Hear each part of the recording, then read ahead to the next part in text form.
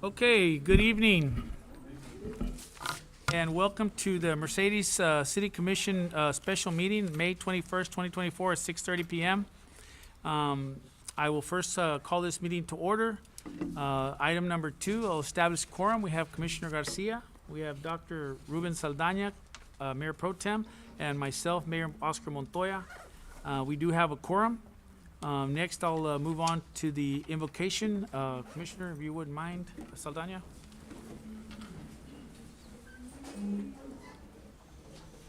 Y'all join me in bowing your heads. Our Heavenly Father, we thank you for this day, for this wonderful opportunity to be together and to honor all of these people here with us today. And Lord, we ask that you protect them and that you guide us and that you give us wisdom that we may make good decisions for our community. In Jesus Christ's name we pray.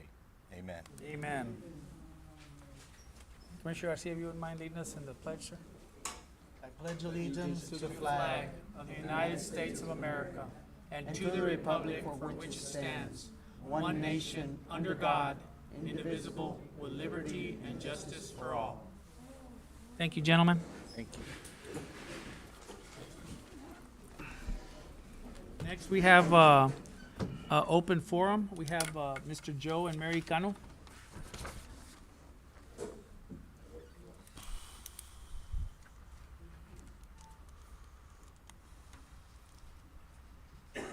How's that, Mr. Cano?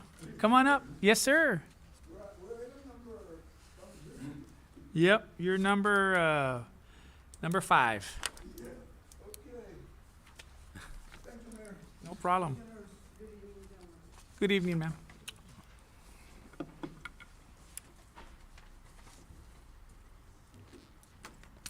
would like to thank Mr. Albert Perez, City Manager, and Mr. Javier Ramirez, Assistant City Manager, for this opportunity. Thank you. Mayor, Commissioners, our names are Joe and Mary Cano. The reason we're here is to request assistance in obtaining a newer Amigo del Valle van, because the 2009 van we currently have, the AC doesn't work, does not meet handicap capabilities, and does not have a room for wheelchair, walker, and no lift to raise handicap elderly senior citizens that really need to, like, the mechanical lift and all of those handicap activities that we can obtain. And some mechanical troubles as well. Los lifters, los systems, and everything. Ya me está dando. Again, I'm sorry about Spanish. That's okay. And Some people in our center,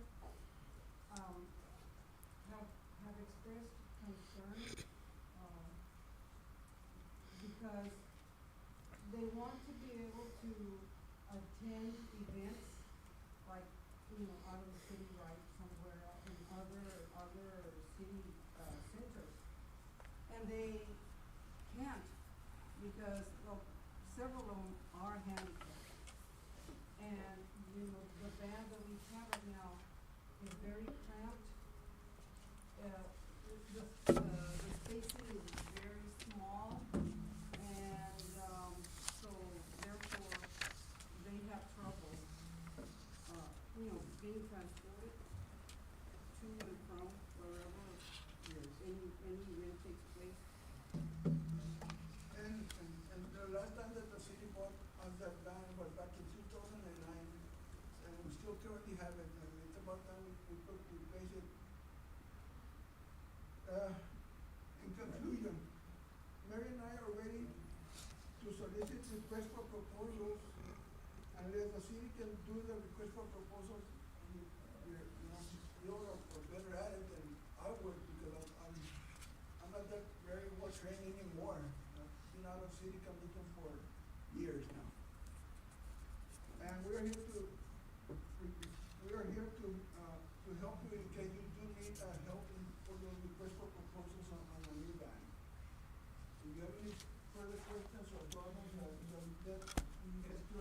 Perez, and we'll try to help him out as much as we can. Thank you. Thank you for listening, and thank you for your consideration. Thank you. For your time. No Thank problem. you. Mr. Miscano, so you're correct, you have an item, 9A, so if you want to wait for that, or if that's going to be your presentation, however you want to see it.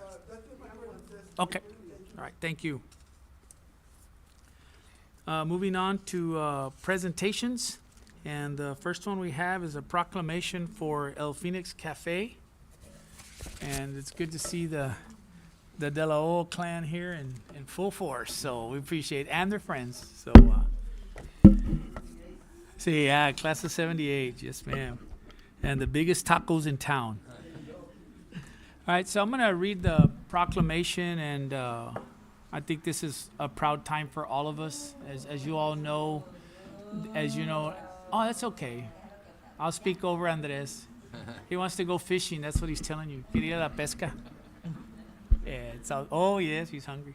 So, so basically, I think we were all impressed and touched by the award they got from the Historical Commission. I think that's a big deal. I can attest to the fact that Dalia was there, you know, doing everything she could, even during COVID. She was also, you know, one thing about Dalia, she tells it like it is, and I think it's what's helped her out a lot with, one, her friendships and also in her business. So, you know, when people did help her out there, she gave them credit for it. And I mean, I just can't help but be proud of what you've done and how your family and your friends have stood behind you, and everything that your parents accomplished as well. So, and anyway, I think this is a fitting proclamation. That's what I was trying to say. And this is from the office of the mayor, but to be quite frank with you, this comes from all the commission. And let the record reflect that Commissioner Joe Martinez is here, walked in a few minutes ago. All right, City of Mercedes proclamation. Whereas El Phoenix Cafe has been an integral part of our community since its inception in 1950, when it was purchased by Manuel and Ofelia de la O. And whereas Miss Ofelia de la O's passing in 2021 did not deter the legacy of the restaurant, as her daughter Dalia Carr continued to uphold the tradition of serving homemade Mexican American food from scratch. And I'm going to interrupt that just a little bit to tell you, I think what's not said here is the care that you continue to give your mom during that time, tripling your work. So I think that's very important. And whereas El Phoenix Cafe has weathered numerous significant disasters, including Hurricane Beulah, Hurricane Dolly, floods of 2018-2019, and of late COVID-19 pandemic, demonstrating resilience and dedication to preserving the American dream. And whereas Mr. Manuel de la O, an immigrant, cherished the idea of passing on a part of America to his children, exemplifying the values of hard work, determination, and pursuit of dreams. Whereas despite the challenges brought by COVID-19, El Phoenix Cafe evolved and adapted to changes in the restaurant industry, maintaining its commitment to providing quality food to the community. And whereas El Phoenix Cafe has become a symbol of hope and resurrection, embodying the spirit of perseverance and resilience. And whereas the authenticity of El Phoenix Cafe cooking has garnered recognition from schools, leading to requests for catering services. And whereas the restaurant's historical significance is reflected in its original bar stools and antique marble counter, which once served as a platform for making candies and taffy. Now therefore be it proclaimed that I, Oscar Montoya, Mayor of the City of Mercedes, Texas, by virtue of the authority vested in me and on behalf of City Commissioner Dr. Ruben J. Saldaña, Dr. Jacob C. Howe, Commissioner Joe Martinez, and Commissioner Marno Garcia, that El Phoenix Cafe is hereby honored and celebrated for its unwavering commitment to serving the community, preserving tradition, and overcoming adversity with resilience and determination. In witness whereof I have hereunto sought my hand and caused the seal of the City of Mercedes affixed this 21st day of May 2024. Congratulations, Ms. De La O.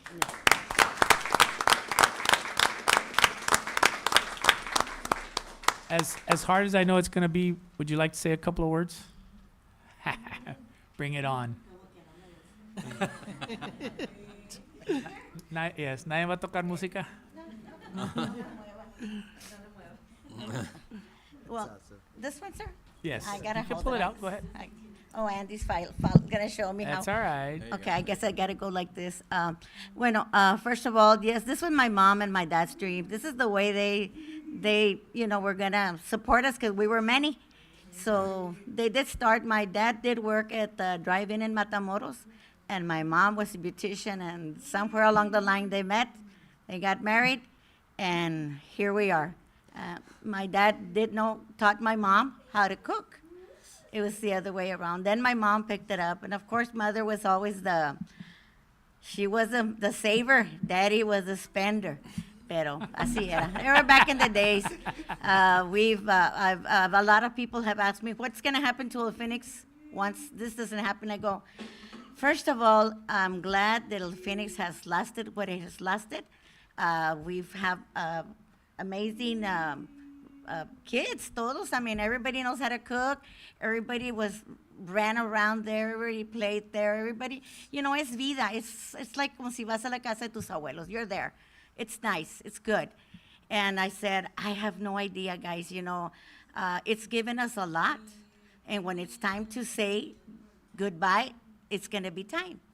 And that's nothing else. I mean, pero we have a lot of good memories. And that's my son Andres. You already know him. Well, what can I say? He's a fixture there. Yes, He's the ma'am. first one. He's your greeter when you go into Phoenix. Of course, we don't shy away from who, like you said, sir. My customers are very good. They know us by heart. They know us too well. They know when we're suffering, when we're not. I mean, they're good people. I mean, I can't speak any higher than that for my family members, for my customers, por Diosito, por cuidarnos, every day, because he has. I mean, it's a challenge. El Phoenix is a challenge. I mean, se quede quedada atrás, pero we drag it right back in there, No, todavía no es tiempo.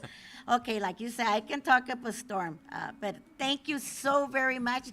I am honored, my family. I'm sure they're all honored as we are, because it is a legacy.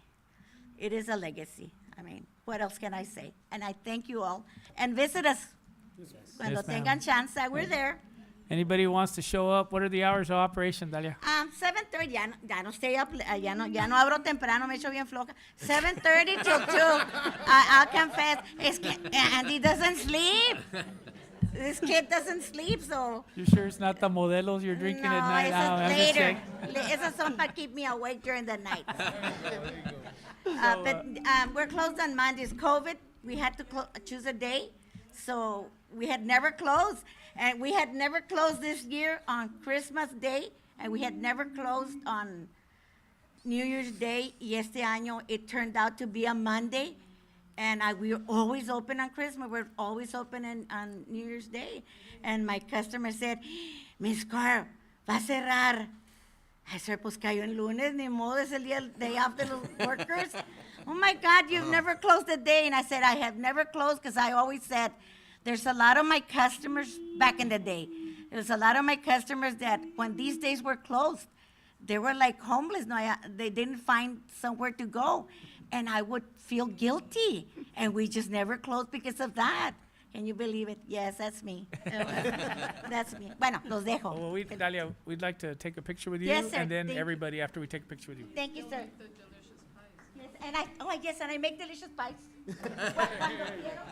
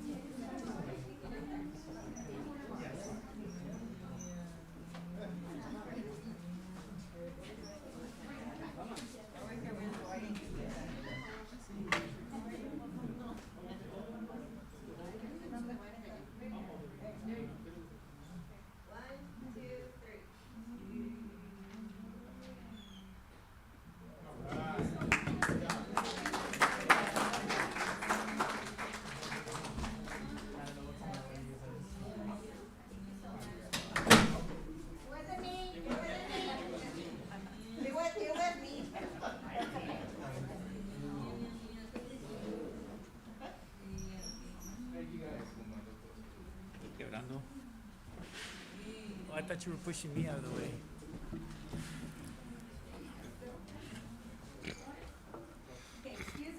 All right, God bless you guys. Thank you. You. 7:30 to 2 p.m.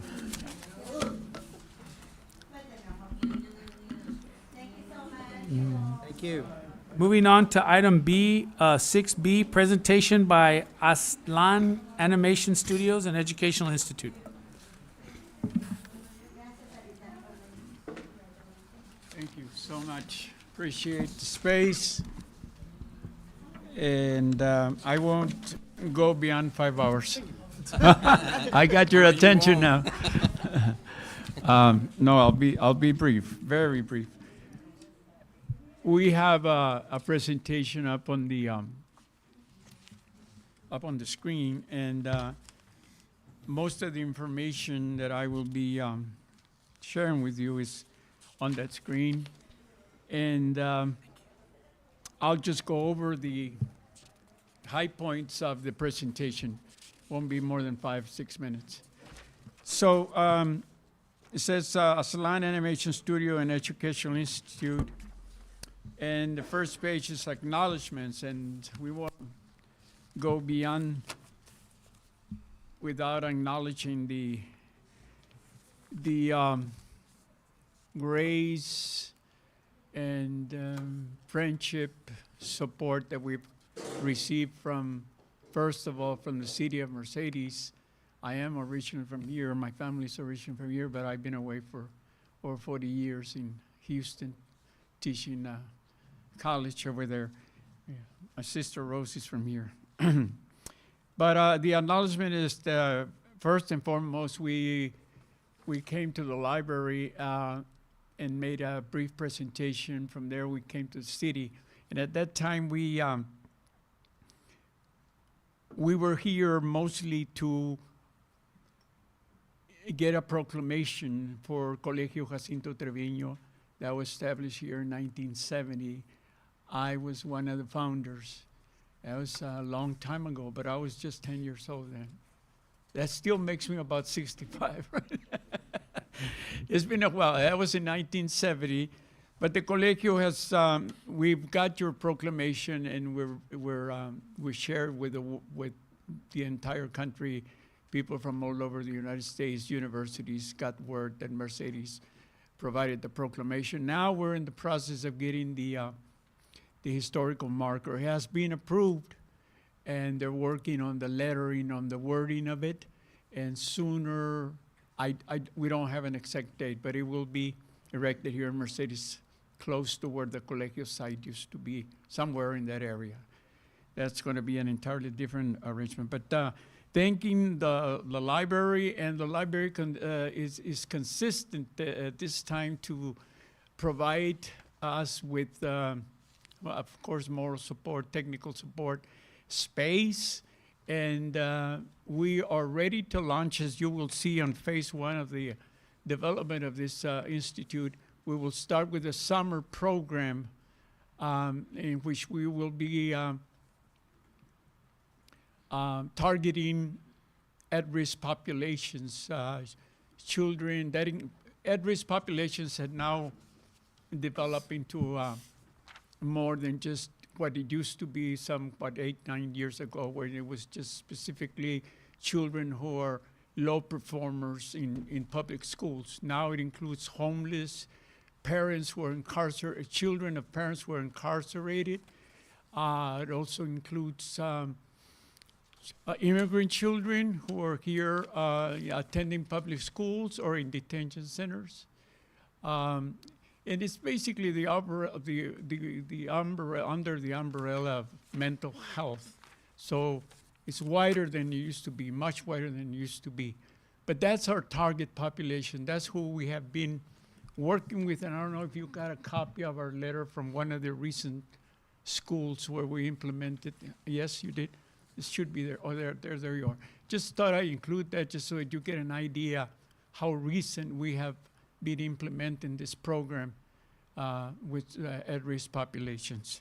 So yes, our acknowledgement is that the library by Marisol Vidales and Michelle Muniz been very instrumental. And in helping us out, and we're dependent on them for this coordination of this summer program, which will be, like I said, targeting rehab centers, work site centers, including after-school programs, and children who are within the judicial system for as offenders from the public schools. Those are the target population. Of course, the public is welcome in general as well. But so I'm going to jump over to the future of the project, and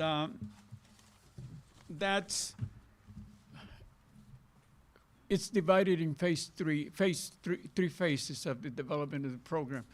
Like I said, at first, it's our introduction to the public, and it may seem confusing to some that we're addressing our target population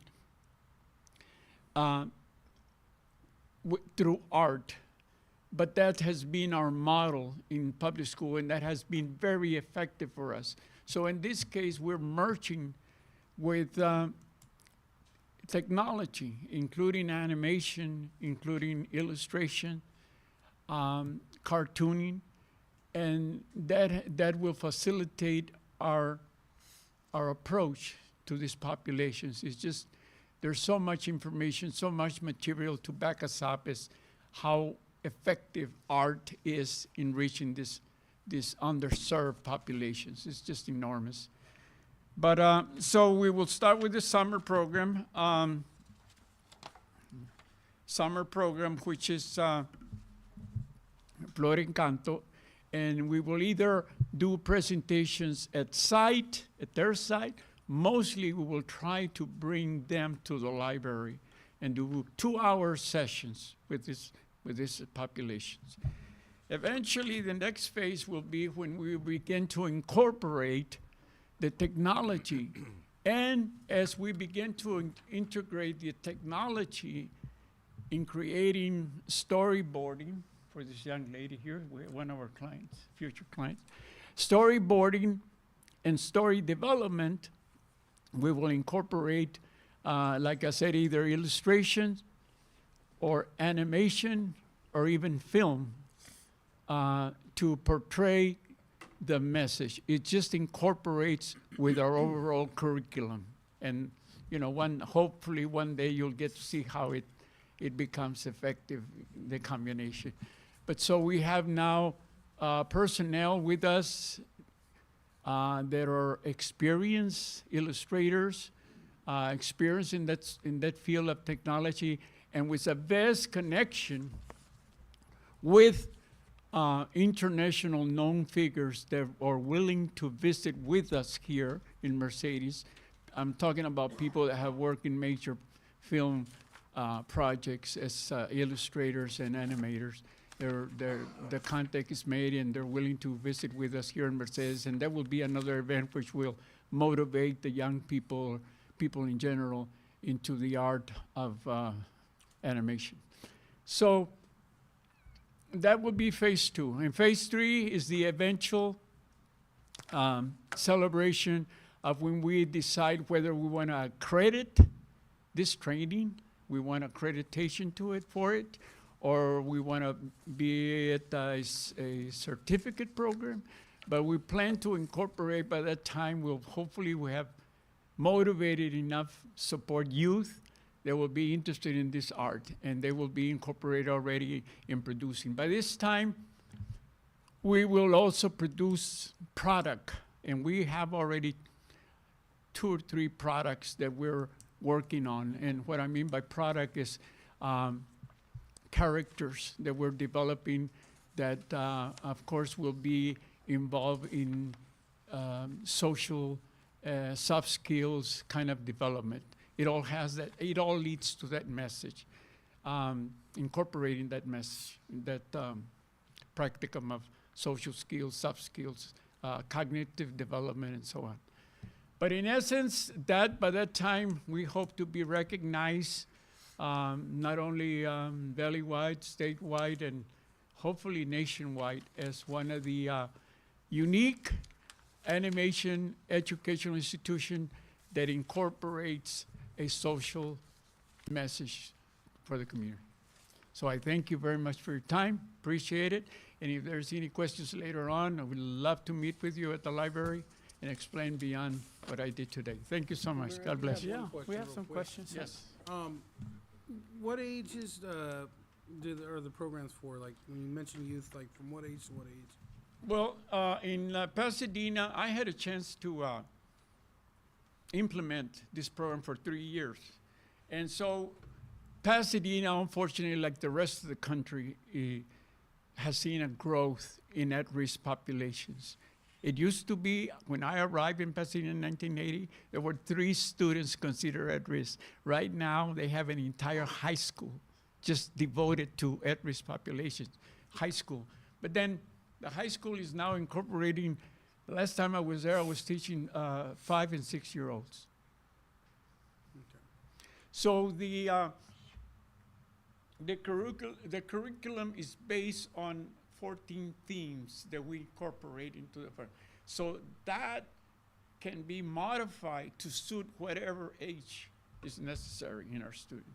Now, what if a child here in our city, maybe they don't fit any of the criteria, but they're interested in what you guys are doing? Yeah, Are they yeah, welcome? of course. We don't want to exclude. What we want to stress at all times. See, when I let's say I remember about 10 years ago, I came to do a presentation in San Benito, and it was through art. And after the presentation, we had this group of kids come in. We were already loading everything up, and I said, "Why weren't you here for the presentation?" They said, "Oh, we're not allowed because we're low performers." So I said, "What? This is wrong, right?" So, no, we target that population, but we're not going to exclude the public in general. No, I think it's a great program. Thank you so So, much. Best of For luck. the to you. presentation, it sounds really good. Thank you. Like it. Appreciate it. Very interesting. Thank you for your time. Thank you.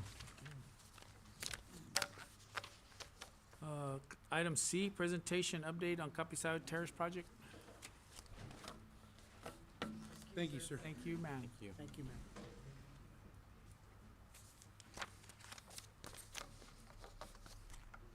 There he is. Knew someone would The get guy up with the good eventually. news. Good evening, Mayor, Commissioners. So, Capisayo Terrace project is on its final leg. We're almost done. Home At the home Home stretch, stretch. right. Let me just go to my notes. Gotta The wait. engineer was supposed to be If I here meant to today, he say didn't said make it. Final Uh, breath. I said no.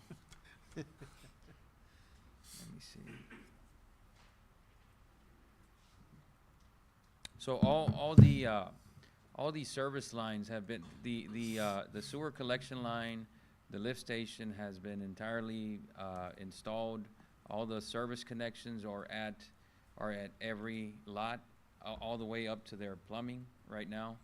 The contractor is to commence the decommissioning of the, actually hooking up their residential plumbing to our service line. That's the next step, right? Because the lift station is already in. Power should be in by this week. Actually, it should have been done as of Friday. We just got back in a few hours ago, so I'll follow up with that tomorrow. Whatever the case, they can start hooking up service lines. I mean, that thing is about 30-some feet deep. It can hold enough wastewater for a few days while we turn on the electricity there. Once the houses are connected to the service lines, then the contractor comes and actually decommissions the septic tank, meaning he'll pop, he'll crack the lid and fill it with sand. So all in all, I think we're about, according to the contractor and the engineer, about 3 weeks away from it being completely done. But the people, for them to actually have wastewater collection services, it'll be within 2 weeks. He can connect everybody within the next 2 weeks. In English, they'll be able to flush the toilets, take Right, shower. right, yes, sir, yes, sir. So what about the $1 million question? Yes, The sir. street. Oh, the street, yes. Oh. Currently, The street. cur- And when it rains, yes. we get a call or two. Yes, sir. So the sewer line is installed. That's been compacted, it's ready to be paved. What we're working on right now, and I got some pictures in today, is replacing about 800 linear feet of curb and gutter that wasn't in good shape, that needed to be replaced in order for the water to it has to roll off the asphalt and then collected by the curb and gutter system into the inlet. So that should be poured tomorrow. I got the pictures today. Right after that, then the county, which we've already met last week, we coordinated with the county. I'll get back with them tomorrow, and they can come in and do the prep work and actually lay the asphalt. So Another 2 weeks, I was about to say, Yes. it would be safe to say in the next couple of weeks, yes, probably this stuff. yes. Right before the storm season, I mean, that's good. That's the update for now. Hopefully the blacktop has time to cool off and harden, because it'll be 100 degrees every Yes. day for the next 2 weeks, man. All right, well, thank you. Anybody got any questions? No, sir. Thank you, Javier, appreciate Thank it. Item D, presentation on summer programs for the library and rec center.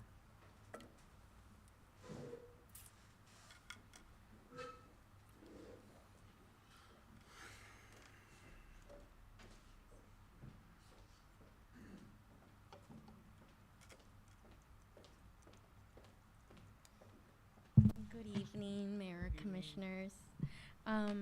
So yes, we're starting our annual summer reading program. We have already started registration. This year's theme is actually Adventure Begins in Your Library, which I think is on the next slide. Adventure Begins at Your Library. It is a nationwide program for the libraries to offer summer reading, just so that we can encourage that mainly children continue to read through the summer months while they're out of school, so they don't have a slide in their reading level. But we do have the program available for adults and teens as well. And in the past couple of years, we've even incorporated toddlers. So we have something for everybody. And then on the next slide, what you need to be able to participate in the reading portion of the program is a library card in good standing. So that means that it can't have any fees over $3 and it can't be expired. We do require that people renew their library cards once a year, and then not have anything overdue. As long as they meet that criteria, they can participate in the reading portion of the program. And like I said, registration has started. Now, they don't need a library card to participate in our daily activities, which might be in the next slide, or, oh, no, actually, the next one is the important dates. So registration began, and it ends June 24th. The daily events are gonna begin on June 3rd, and they're gonna end on June 28th with our celebration.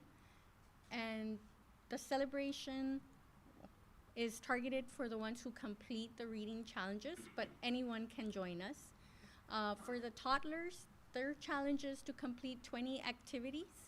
And there's simple activities that our children's librarian has put together. And it's like what it says there: make bubbles, go to the park, have mom read to the child, things like that they can do. And once they do those, then they mark them off and submit it. And then they're entered into the grand prize raffle. For the children, we ask them to read 15 books, and they go to a staff member, and we just ask them like a basic question or two, and we write that down, and that's considered them completing that. And with each book, they also get a small reward so they can, continue to want to read some more. And if they finish all 15, again, that is submitted, and then they're entered into the raffle for June 28th. The adults and the teens, we do ask them to read 3 books. 2 of them to be from the library, something that they check out, and then the 3rd one can be whatever they choose to read. They just have to turn in like a simple written, not really a report, but just why they enjoyed the book, what was it that they liked, something real basic, and then we accept that. And then they are also entered into the grand prize raffle at the end of the month. the events, we have something different every day. Like I said, from Monday through Friday. We have presenters on Mondays and Fridays. We have the craft and story day on Tuesdays. And normally we also have somebody from the community come and read some of the stories. Like Texas National Bank is one of the ones that joins us. Then we have game days on Wednesdays and movie days on Thursdays. So, and the craft, the final thing, since it is Adventure at Your Library, they're kind of trying to make like a safari type theme. So they're gonna have a little hat, a vest, a binocular, a little like camera, and a little stuffed animal. So if they come every week, then they'll have the full little outfit that they created for themselves. For the adults, they're gonna have their own crafts. We do have a limit of 20 participants because that's what we purchased. So they're gonna have like painting a ceramic planter, and then they're doing a perler bead craft. So that's some of the things that they're doing. And then on the next slide, well, the next slide is basically to tell you that we have so far raised $1,350 for our program. We were hoping, or are hoping still, to raise a total of $4,000 just for the prizes. For our celebration, we do rent different like bouncers, and we wanted to rent like a foam pit and different things so the kids can have fun that day, and the adults. So those are some of our sponsors at this time. We just received another check today from Llano Grande, so we're still looking for that, for the sponsorship. And I didn't put this on the presentation, but I do want you to know that on July 8th through the 12th, we're also gonna have a code and craft, and that's gonna be with the University of Michigan. Dr. Patricia Garcia, who was from Mercedes, and Ms. Perez are gonna be here for that whole week doing a technology camp. And it's aimed at ages 11 and up. And it'll be from 9 in the morning to 1 o'clock, and they're gonna give them lunch every day from 12 to 1. The parents don't need to stay for that one. They're gonna be there ready to just have the kids come in for the technology camp. So that's gonna be, and I'll read what she said because she's the one leading the camp. It's a free technology program that brings together computer coding, craft making, and local history. By participating, students gain new technology skills, express their ideas through arts and crafts. So that's something that she's wanted to do to give back to this community. And in the process, as we're doing What's the age that. group for that? Oh, that one is gonna be 11 and older.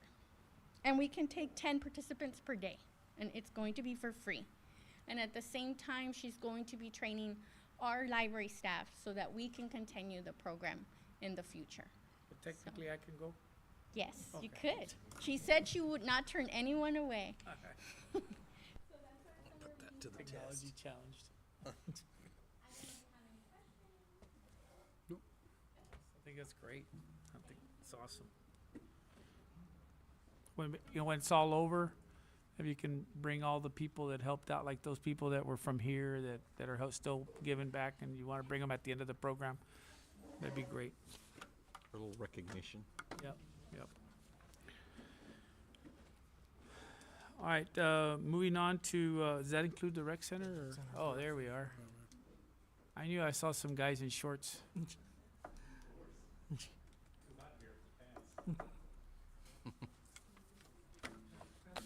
Yeah, yeah, we couldn't hear her very good either, to be honest with you. Thank you, sir. Sure. Thank you.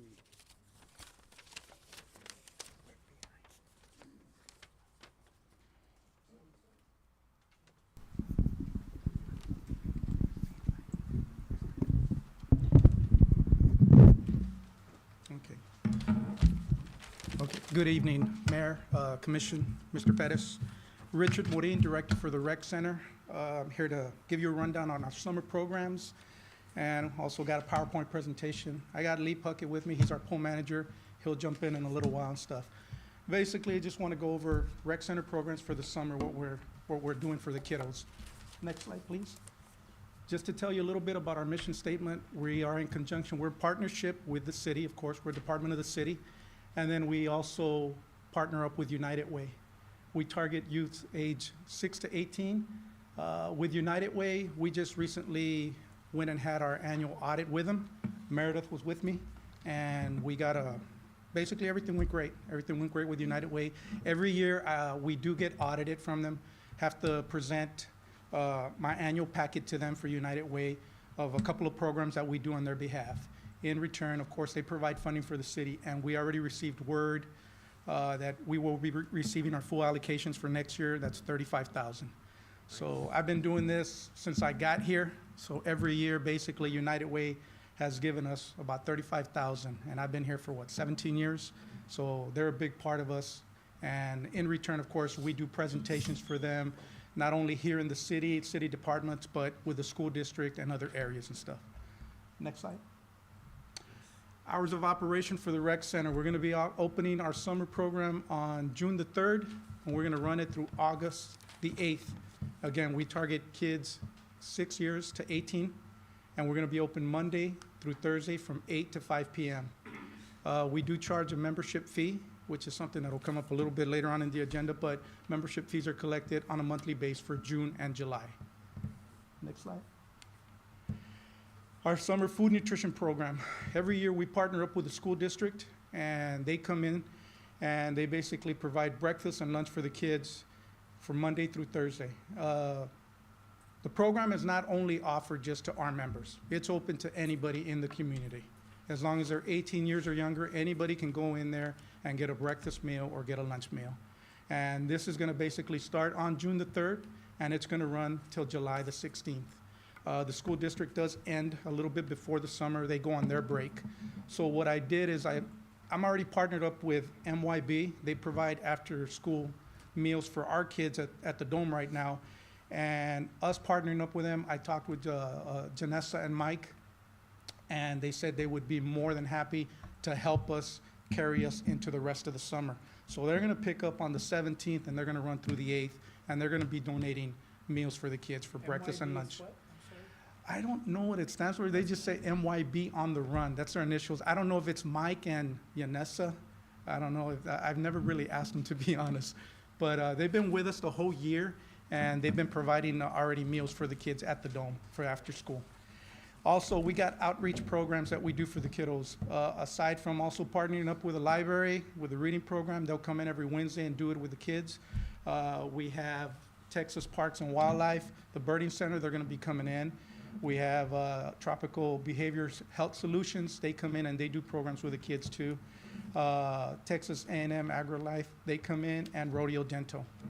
We also try and get the fire marshal out there and the fire chief. They'll do some presentations just for safety. Okay, next slide. Our foster grandparent program. That's another program that we take advantage of in the summers even more than we do during the school year. Foster grandparents are with us throughout the whole year. Right now, they're basically there from 1:30 to 5 o'clock. And in the summers, they're gonna be there from 8 to 5 o'clock. And we'll give them a lunch break also. But that's something that our foster grandparents are a big help to us. They help us not only with what you see up there as far as mentoring and tutoring the kids, arts and crafts, but you know, they do also the lunch program. They help the MISD program, and they'll cater to the kids on a one-to-one as needed. Basically, foster grandparent program has been around since 1965, and they got over 30,000 volunteers. The picture far, if you can go back, the picture far on the left, you can go back to the other slide, please. That'll show you our 3 foster grandparents, which is Miss Cecilia, Miss Maria, and Miss Dina. And basically, George Gutierrez is the coordinator manager. I meet with him on a regular basis just to discuss their progress and what they're doing and their schedules and things. Okay, next slide. Our junior staff program. That's something that we do in the summers. Junior staff program is for kids aged 13 to 17. Last summer, we had about 10 participants, and the junior staff program, basically what it is we're teaching these kids job skills. They're, you know, aside from them doing skills there at the club, we're teaching them, we're having them fill out like a partial application, what they're gonna be doing like when they go out for interviews, and it's more for our older kids. So they'll be teamed up with the staff, they'll be doing supervision, they'll run youth groups, the younger kids and things like that. They'll do some house cleaning. And then at the end of the summer, we tally up their hours, and some of these kids put in like about 100 hours in the summer, and we basically give them a certificate. And what's good about our junior staff program is, since I incorporated it a few years back, we've already hired about 10 junior staff that have been part of city employees now. And right now, we have 2 of them, which is Saul and we have Sophia that participated in some time or another. So it's a good program because I'm maybe basically just to mold them to the kind of staff that I want. And they already know, okay, this is the way the program's run, this is what we do. It's really, we've already trained them, so we might as well take advantage. And once they're ready to go, it's a good job for them to have. A lot of these kids are going to school, so it's a good part-time job for them to have. Next slide. And then now I just got some pictures up here just to show you the rec center, and that's located at 701 Mathis on the south side. Our summer program is moved over from the dome to the rec, just so we can take advantage of the swimming pool. And basically, we allow the kids get to go to the pool during the week. But you'll see pictures there, basically our computer room, and basically our PlayStation area. Those are the 2 biggest with the kids, other than the gym, of course, the game room, it's got its props and everything, but you give a kid a PlayStation, they can stay on PlayStation all day long, And the same thing with the computers. I mean, so we'll rotate them. We obviously will minimize their time, but if you let them, they'll be in there all day and stuff. Next slide. Game room area. Basically what it is, it tells you right there what we have. Arcade games for the kids, Donkey Kong, billiards, bumper pool, table tennis, foosball, skis ball, and basketball, hoop fever. The kids love this area. It's a game room area. It's the area when you walk in, you're gonna see it. It's all open. The simplest way I can put it is one member told me a few years ago, coming to the rec center is like going to Peter Piper and not having to pay. Plain and simple. That's what they say and stuff. Yeah. Well, we don't give them the pizza though, too, so. Next slide. And then the gymnasium. A few years back when we had the flood, we were fortunate the insurance covered it. We got a good gym. It's fully equipped with AC and everything. Aside from using it from our youth leagues, our kids spend a lot of time in there. Dodgeball, basketball, handball, kickball, anything you think about it with a ball, they're gonna be in there playing it and stuff. And they'll be in there for hours too. Next slide, please. Aside from our summer program, we're gonna continue to be doing our youth leagues. We're already registering right now for our soccer. Ages are basically ranging from, if I'm not mistaken, from 5 to 12-year-olds.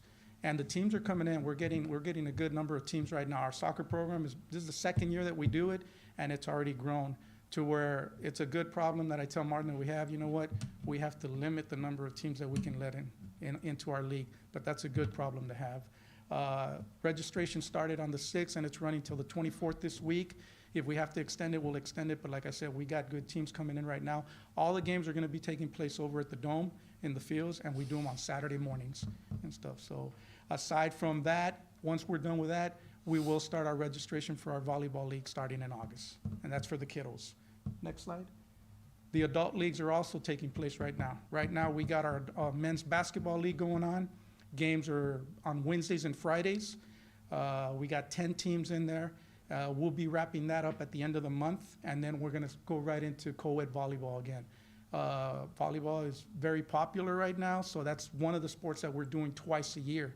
So, but we're also looking at other options as what else can we do for the adults, because they're always asking, hey, more leagues for us and stuff, Maureen, and we're working on it. We're just telling them, just be patient, because these leagues, we're not going to have our staff officiating these leagues. What we're doing is we're getting tassel officials that can control the tempo, control the basic behaviors that are going on, because these guys, they go out there and they play basketball and they get very competitive sometimes. And we tell them, hey, that's fine. I'm just as competitive as the next guy, but leave it on the floor and let's not take it outside or any extremes. But we've been fortunate, knock on wood. Everything's been going real good with our adult basketball, and we're going to continue in June with our co-ed volleyball. Next slide. And then basically, I'm going to turn it over to Lee right now, and he'll talk a little bit about our aquatics program. Good evening. How are y'all doing? I think I know everybody here, pretty much. Let's see. So my name's Lee Puckett. I'm the pool manager. Been there for, I think, over 25 years. This year, we're actually pretty busy. We got a whole new chlorinator system. We've got, let's see, we're getting the sand filters. We're getting our new filtration system that should be starting Thursday, hopefully, and he said it should only take a day or so. So we should be ready to go with new filtration. We got the new chlorinators. Oh, we have 3 new motors out of 4 motors. All the motors went down this year, so we got all 3 motors. So we've got the pool running really good. It looks good. The best news couple of years ago, crying because I only had 2 guards, and I threatened them to take away their phones and ground them if they wouldn't come work for me. But now we got 7. So we got, yeah, those are my kids. So now we got a full staff, we got 6, and we got a substitute. So that's a little sigh of relief from us. We did stay open every day last year, and so this year, and that was with fewer guards.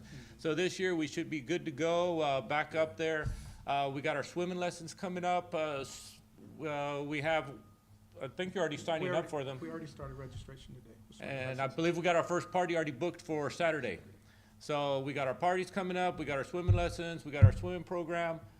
We're gonna be open Wednesday, Thursday, and Fridays. We're opening up a little bit later this year. We're trying from 3 to 6, see how that comes, you know, see if we can get maybe some families in there a little bit after work, whatever, and then we'll start the swimming lessons after that. So, other than The dates that we start. and we're starting June 5th, Wednesday, to open up the pool. And then we'll be finishing up August 9th. And let's see, do y'all have any questions for us? Y'all got it together.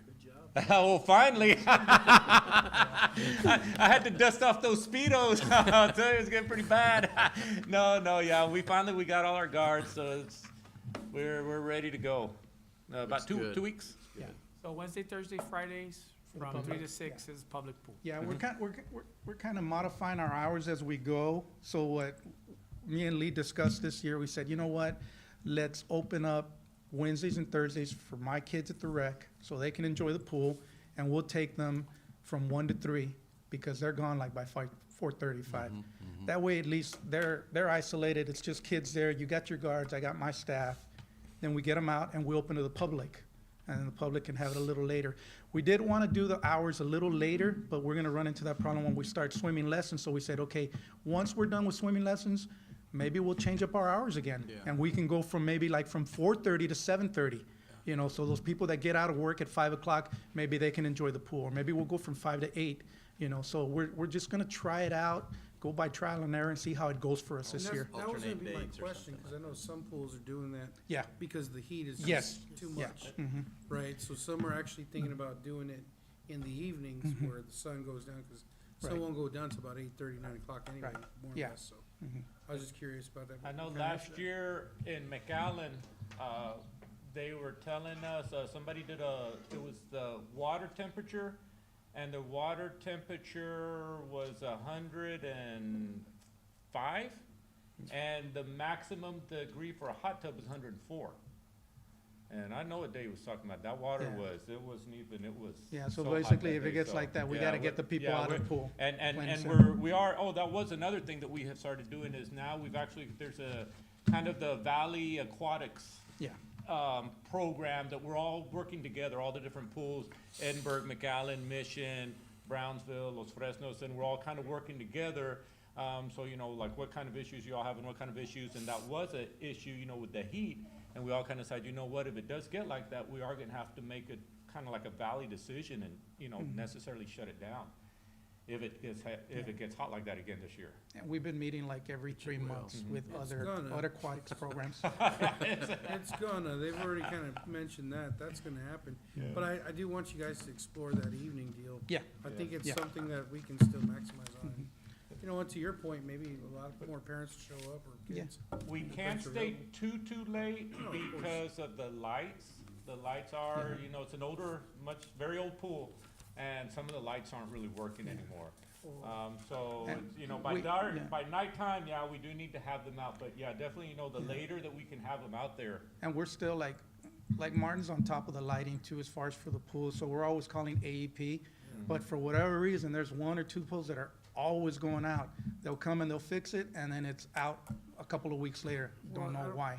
I don't and wanna stuff. jump ahead, but I think that was something that I wanted to discuss when we get to the budget time, was about getting lighting, Yeah. because if the summers continue like this, obviously evenings are gonna be an option. Yeah. That we would have to consider, that and possibly a diving board or something for these kids to have. That's something that we You know. discussed with Mr. Pettis, and we touched base on that. It's just, Yes, about it, yeah. there are some, I will be honest with you, there are some issues that are gonna start coming up with that pool in the next year or two that are gonna be fairly pricey, that I know is gonna kinda come up. Just so everybody knows, and Trey and I worked there when we were very, very young.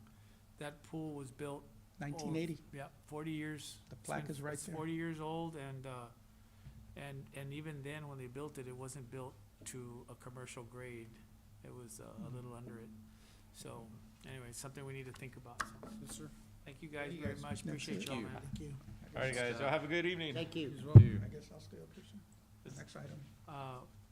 Yeah, moving on to item 7, ordinance resolution approval of first reading of ordinance 2024-04 regarding recreation center fees. On that one, what we're requesting to do is, I know it's not what people want, but we're asking to be able to increase our fees a bit more. I researched it and I looked at other areas and we are charging way under compared to other cities. It ranged basically this is just for the summer, for the 2 months. Other cities, and I won't name names, but they're going from $70 to $125 per kid per month. And we're So 50. we're 50. When was the last time you The last time we raised it was probably like about 3 years ago. And We how haven't much are you raised it. wanting to go up, Monique? Just to at least 70, just to match there and stuff, be there, you know? But it's just something, that's my recommendation, but if you all feel let's do Mayor, I make a 60 or motion whatever. to approve the ordinance. I think it's necessary, especially since a lot of the money goes back Yes, it into the does. rec center, Yeah, so yeah. yeah, that's one of the things, and Mr. Pettis can attest, a lot of pricing has gone up, especially for the pool itself, just on chemicals, the prices have Well, doubled and everything. And now we're gonna have to look at that even further next year, Yeah. so I think it's worth doing. I'll Yes, sir. second. Okay. Okay, I have a motion and a second for the first reading of the ordinance 2024-04 regarding recreation center, and that ordinance should have a The pricing prices. to it, shouldn't it? Yeah, so all those in favor say aye. All right, Aye. All those opposed, same sign. Motion carries. Thank you. All right, thank you.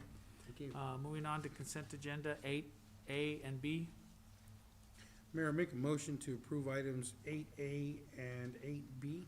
Second. And that's the approval of minutes for meeting held April 16th and May 7th of 2024, and for approval of items for surplus to be auctioned. All those in favor, do I have a second? Second. Second by Commissioner Garcia. All those in favor say aye.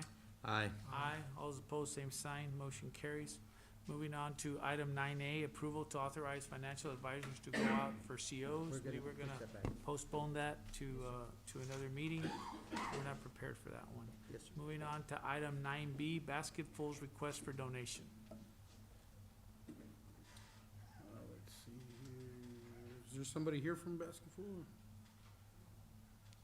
Sir? I think it's on video. Is that somebody on video? Okay. So, Do we know anything, or can we postpone that until we got somebody? yeah, or- we'll just go ahead and We'll postpone postpone it that, for the next right? meeting. Yes.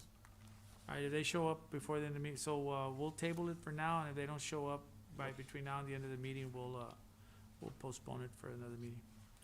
Moving on to item C, request for vehicle donations for Amigo del Valle. I think, Mr. and Mrs. Cano made a pretty good presentation. My question is, a little explanation of Amigo del Valle, how it comes to the city, is it privately owned, that kind of stuff, so that there's no questions about it. So we will have to get with the city attorney in how the position of the city being able to donate to an entity like as such. I know it was done in the past, but we want to make sure we dot our i's and cross the t's. There are some questions that I have. We'll probably be reaching out to, the appropriate folks, TML and so forth, to make sure that we do it right, if it can be done.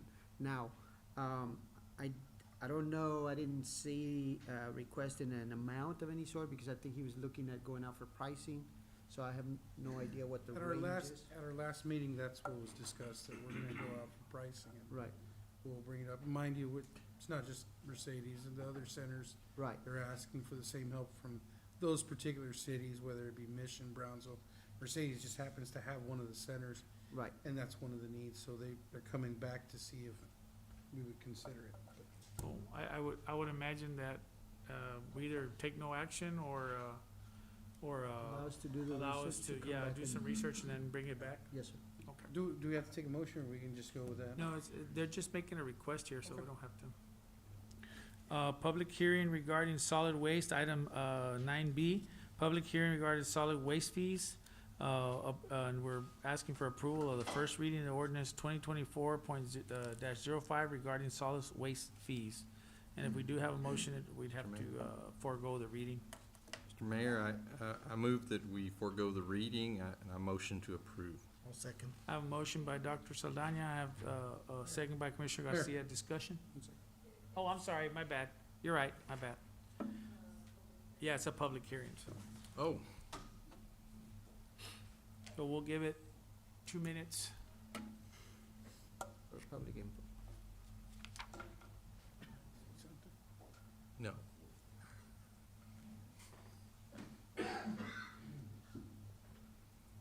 This is an atrocity.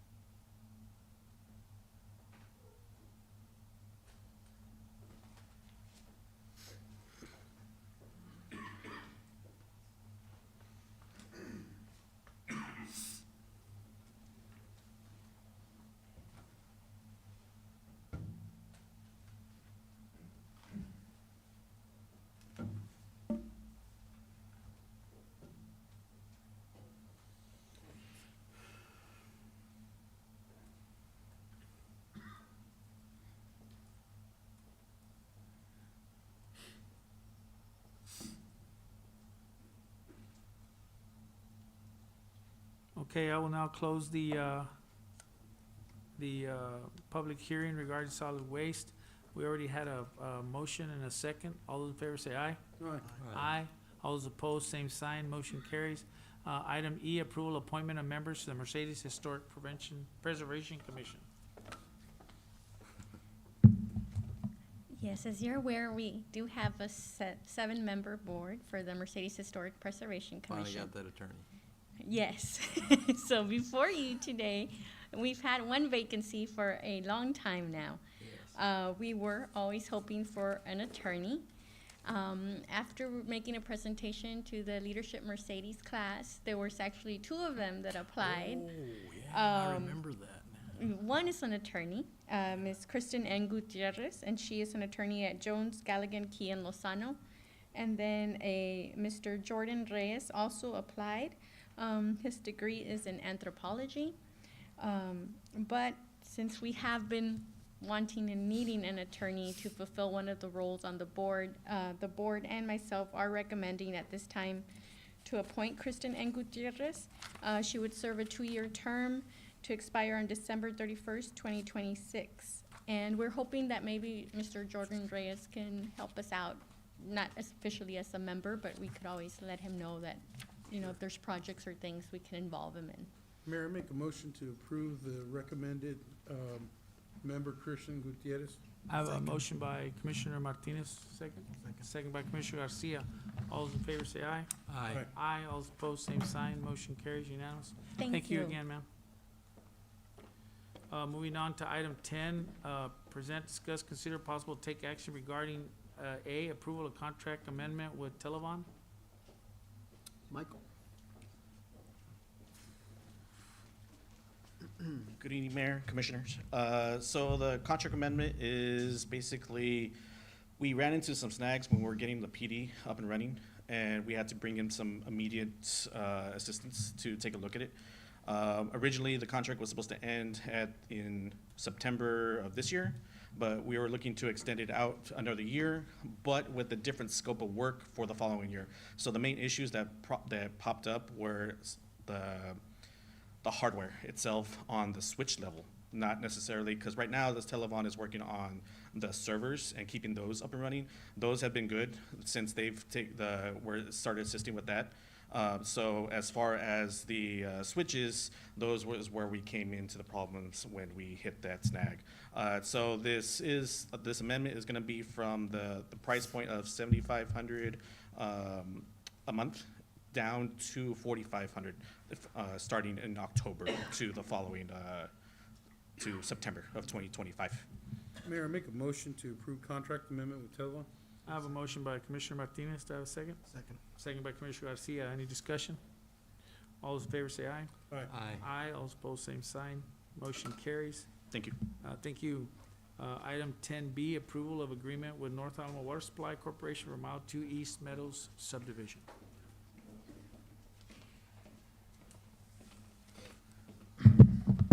Thank you, Mayor, Commissioners. Mile 2 East Meadows is a 122 lot subdivision in the city of Mercedes ETJ. We're only serving that subdivision with sewer services, but the water service comes from North Alamo Water Supply, and through agreements with the county, our fire department would respond at that subdivision. So as per North Alamo's rules, in order for us to be able to use their hydrants or their water lines, we need to execute this agreement with them. And that's filling stations, right? They're not gonna have the It, power for the it fire should be filling stations. I mean, Meldon and Hunt is here. They represent. It's a water line access agreement giving North Alamo the authorization to allow the city to put those hydrants in and the city to utilize those hydrants. But they're gonna But they should be fill only. They should be fill only mainly, yeah. fill only, right? They're gonna be Yes, black. that's usually how those are structured, those agreements. Mayor, make a motion to approve the agreement with North Alamo Water Supply Corporation. I have a motion by Commissioner Martinez. Do I have a second? Second. Second by Dr. Saldana. All those in favor say aye. Aye. Aye. All those opposed, same sign. Motion carries. Thank you, Javier. Thank you, Michael. Yes, Approval to authorize city manager to enter into negotiations and execute contract for GIS mapping services. Okay, that's me again. So, the city of Mercedes went out for RFQs for a GIS mapping project, which were due on April 29, 2024. After careful evaluation of the proposals submitted for GIS mapping services for water and wastewater utilities, the selection committee is pleased to recommend SAM as a preferred firm to the City Commission of Mercedes. Among the 8 proposals received, SAM emerged as a top-ranked firm. Several firms showcased dedication to providing GIS solutions. However, SAM demonstrated unparalleled expertise and experience in delivering similar services to entities like ours. SAM boasts over 20 years of experience in GIS solutions, with a track record of successfully completing over 800 projects nationally. Their extensive experience and commitment to GIS as part of their daily operations make them well-suited to meet the unique needs of our water and wastewater utilities. Throughout the evaluation process, SAM stood out for their innovative approach and ability to provide customized solutions tailored to the specific requirements of their clients. We are confident that their expertise will enable us to effectively manage and optimize our utility operations. Moreover, the selection committee took the initiative to personally contact SAM references to gain firsthand insights into their performance and client satisfaction. Without exception, the feedback received was outstanding, with references confirming that all projects were completed punctually and within budget.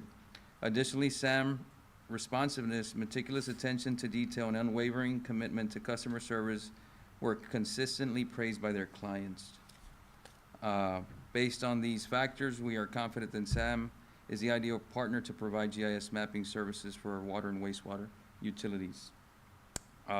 We do have SAM here, if you'd like to hear from them. That is our recommendation for now. I just want to Sure. Come on up. ask one question, Mayor. if I may. Yeah, come on up. Actually, it's for Javier. Did Yes. we do this for everybody? I'm sorry? Did we do this for everybody? What? As far as checking references and so forth, I mean, did we do the same evaluation for every person? Yes, we did an evaluation for And this was every through- single firm. Okay, and what did you guys go based off of?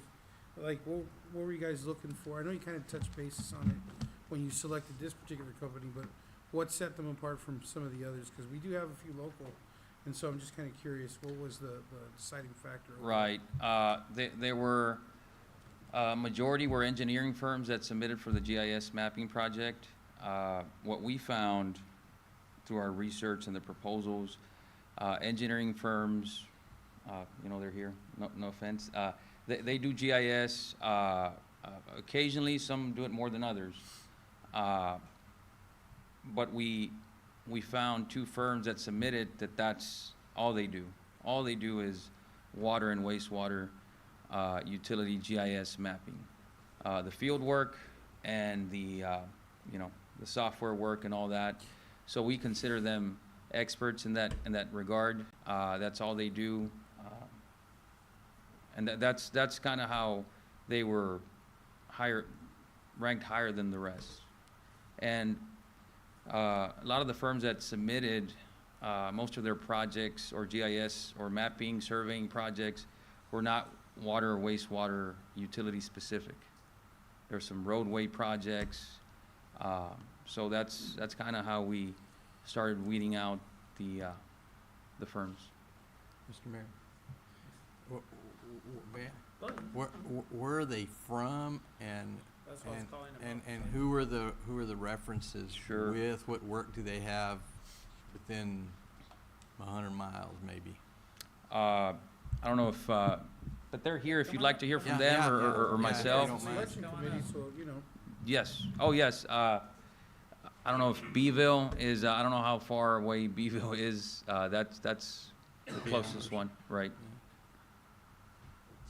Would you like to? Please, you came all this way, we might as well hear from you. Yes, thank you.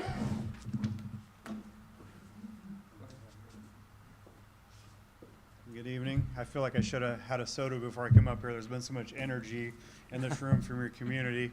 I'm going to have a little bit of trouble keeping up, but it's kind of hard to follow what Javier said because he took away half of what I would have told you. But SAM is one of the top geospatial GIS and GPS companies in the country. We're based out of Austin, Texas. We have offices in other locations in Texas, Dallas, Tyler, Midland, some other communities, as well as Houston, sorry.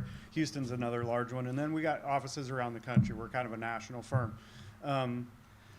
Just to kind of help alleviate some of the questions you might have, you know, we have completed these types of projects for over 800 communities and municipalities, counties. And it is, one way I would look at it is like a lot of GIS companies might be like a general practitioner physician. When it comes to some of these utility infrastructure things, it's more like a specialist. You have to know what you're doing. And that's one of the things I would say is that many and everyone that would bid for a project like this would tell you that they can do the GIS, they can do it or could.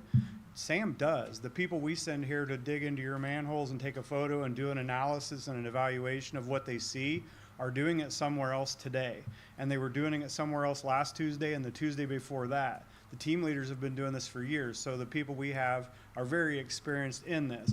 And it's important when you're doing the evaluation of the infrastructure that you do understand how these utilities are networked and how they might operate, so that you're not doing things like mapping a gas valve into your water system, you know, because a manhole looks like a manhole sometimes.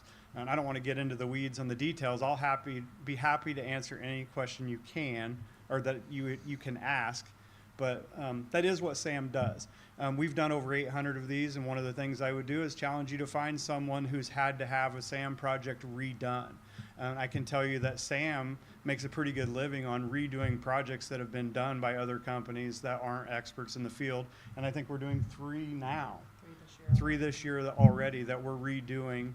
So it's something that we're very good at. We're confident in our ability. We have experienced teams for the field. The people that are going to come here and do the collection know what they're doing.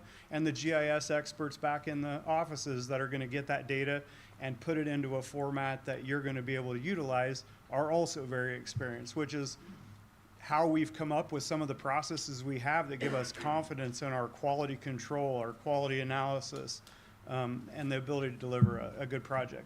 Aaron is going to be able to, Aaron Allen is the business development director for the corporate office.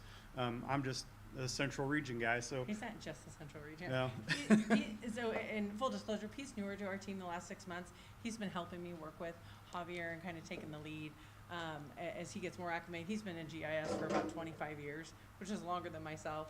But I'm Erin Allen. I'm the Corporate Business Development Director for our GIS team. It's our biggest growth group at SAM right now, is the municipal and the public utility groups. We tailor our data to make sure it goes into any type of engineering modeling software. So we aren't just coming to map so that the staff can navigate back to the utilities in the field for operations and maintenance, but we're also making sure that that map is accurate, connected, so it can go into modeling software, so it can be used for hydraulic studies, for sewer line expansion projects, and asset management. So doing it the right way the first time ensures that you're able to use it for all those different options. Javier mentioned Beeville. That is our closest group. We want to be the provider everywhere in the valley. I have several leads, and we have proposals out to other people within the valley. So this is an area that we're pushing to. We have someone on staff, Hector, out of our Houston office, who's done a lot of water and wastewater work with other groups down here when he was part of a couple of different engineering firms, as well as Texas DOT. AEP is our client. Texas DOT is our client. We scale our GIS services to communities that have 200 water connections all the way up to 400, 500,000 water connections. So as Pete mentioned, we've done about 800 projects. We've done that over the course of about 34 different states in the country. We have very good proven processes, and I know we take good care of you. It sounds like you guys have a lot of pride in your community. We'd like to help you have a great GIS program for it. So, Thank you, Mayor. Yes, go ahead. What are you doing in Beeville? Is it the same thing, just Yep. mapping, the So- same thing that you would be doing here is mapping? Correct. I mean, I don't want to get in the weeds with No, no, Beeville you're either, fine. but Yeah. it's the same project. It's Exactly mapping the same. out the And- water and and wastewater. And I would and- imagine John was probably one of the references we put down, maybe Yes, if you and remember, other folks. without looking at it. So John Benson's the city manager up there, and we went through and we provided full system mapping for their sewer system and for their water system. They're looking at having us come back and do their storm system.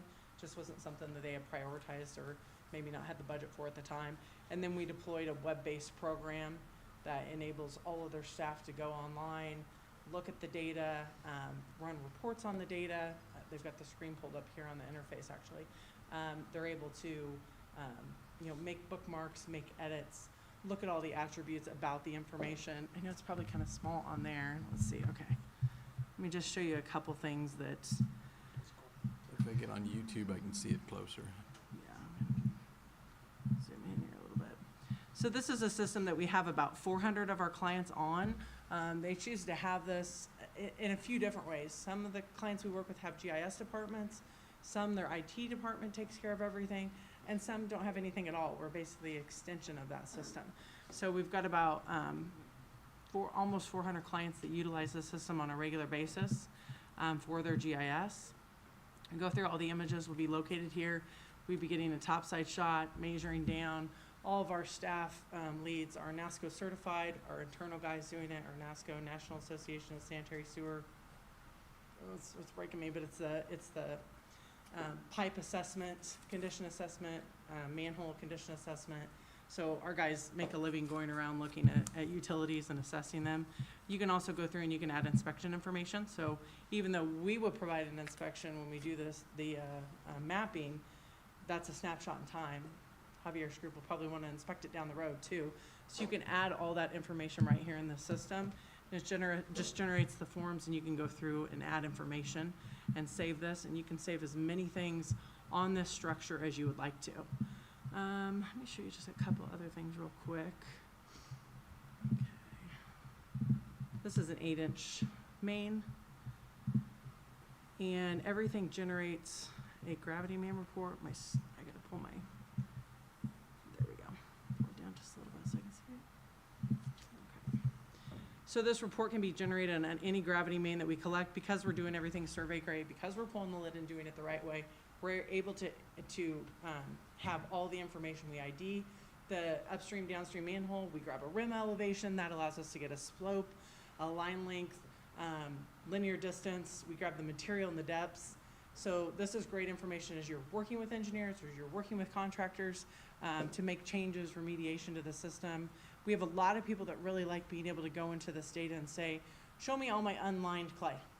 And if you don't have a lining project or you're working through a lining project, you can hand that off to a Pro Pipe or another type of contractor and say, how much is this gonna cost us? Let's put it in a CIP plan over the course of how many years, and they know the exact footages and sizes of what material you would need, then the labor needed to do it.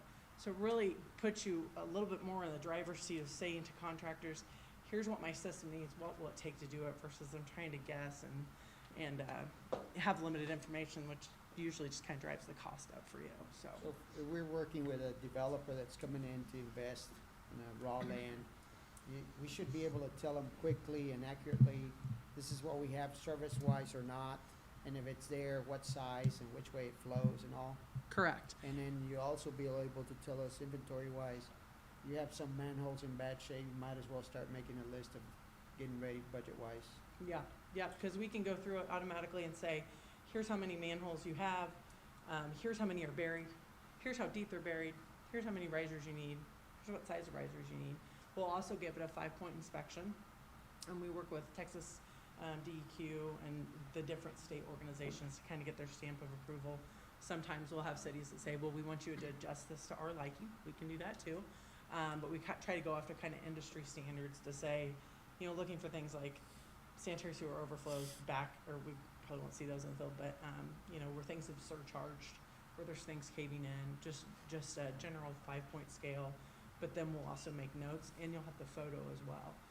So as far as developers, we have cities that will give a developer a login to this, like a read-only login that expires. They can go in and they can look at all the capacity and all the information right there, if that's how you choose to let them access it. Or you can, of course, send them PDFs and screenshots or data yourself, so. Or if we're expanding to an area that's not developed, you should be able to tell us, you're gonna be over capacity, you might as well increase the capacity in your line of whatever service it is.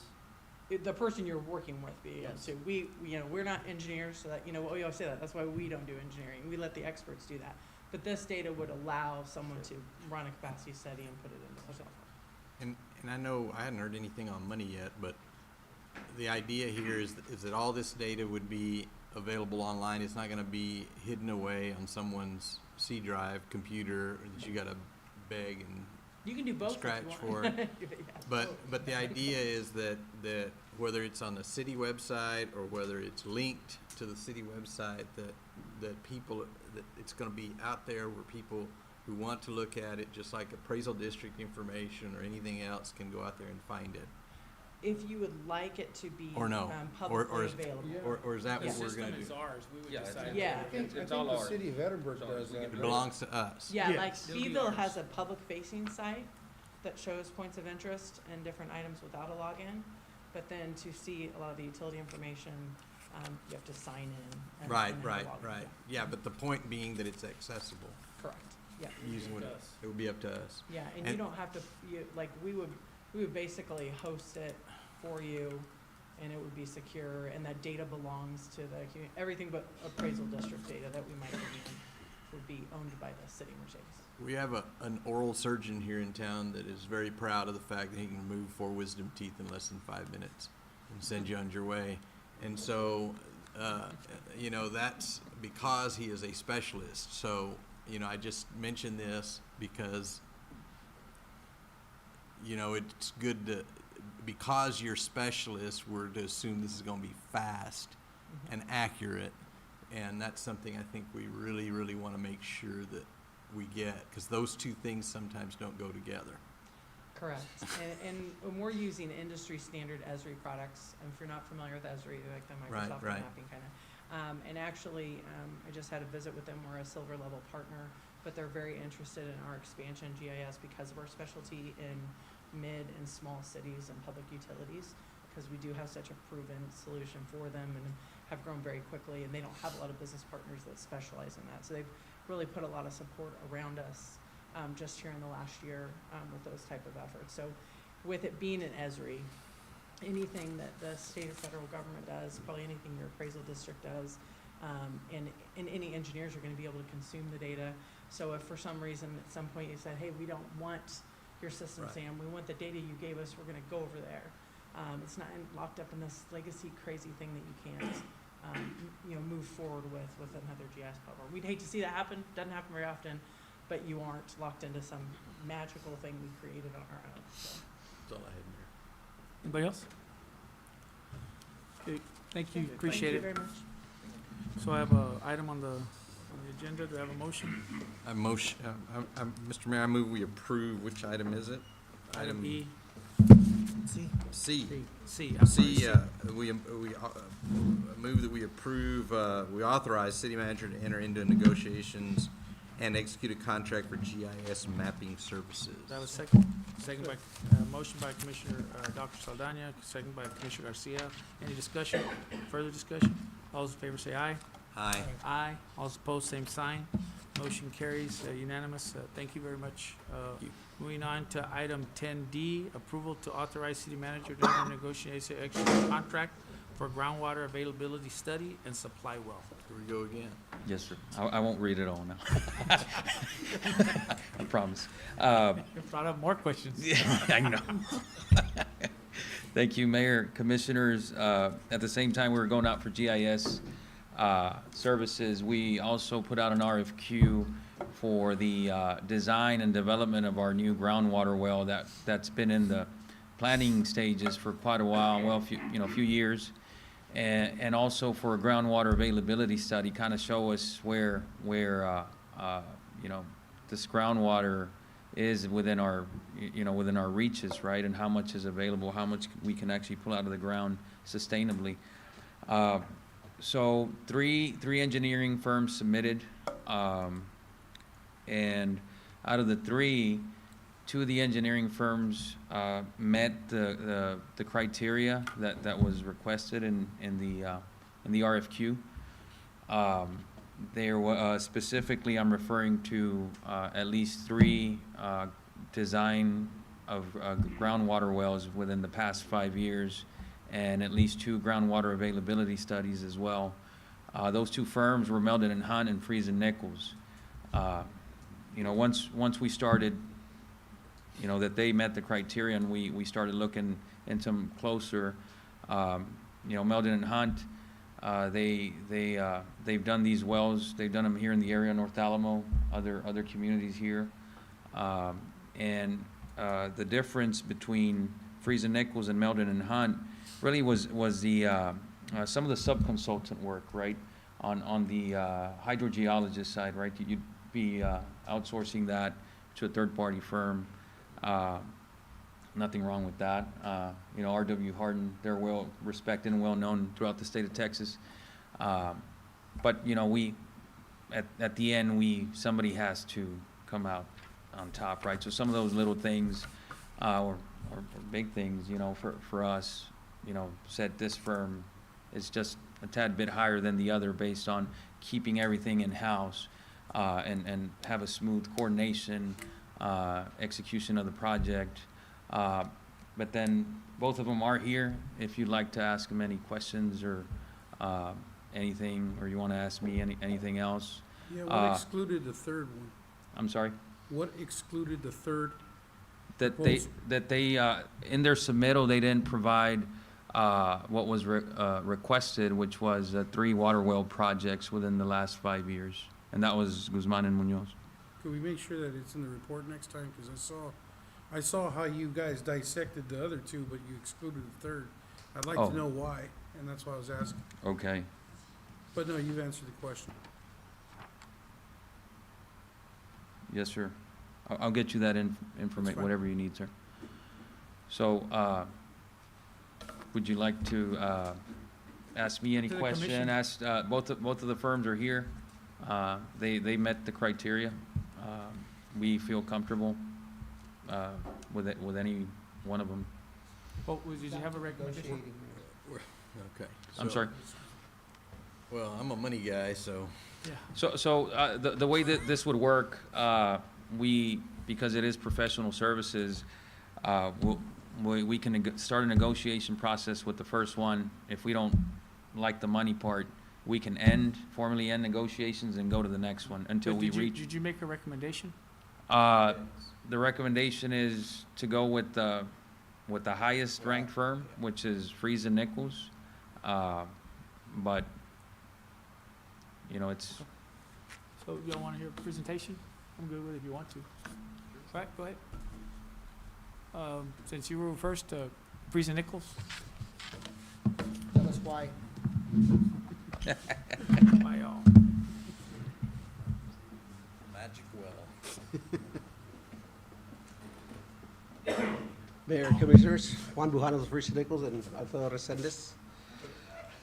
Any questions for us? Basically, we have a lot of information on your system, so it's really easy for us to hit the ball, hit the ground running. We're working on your hydraulic model, as you know, for water and wastewater. So on the water side, we've been looking at your plant as part of the master plan as well. So improvements that you're gonna have to do there to integrate, 1 to 2 million gallon per day well. So we've already been analyzing stuff like that, the route, just general, a lot of information on the well already that we're ready to hit the ball, running. What was the last well you guys did, or the last hydraulic study? We just did one for the city of FAR hydraulic study, wells all over Houston, basically, working with a military highway right now on their well.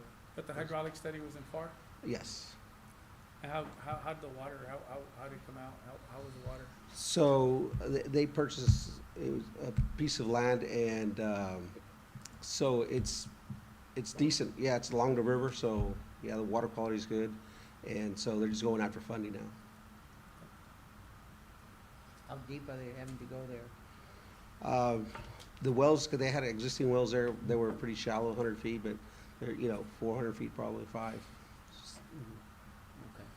Pretty good for that far west. Yeah.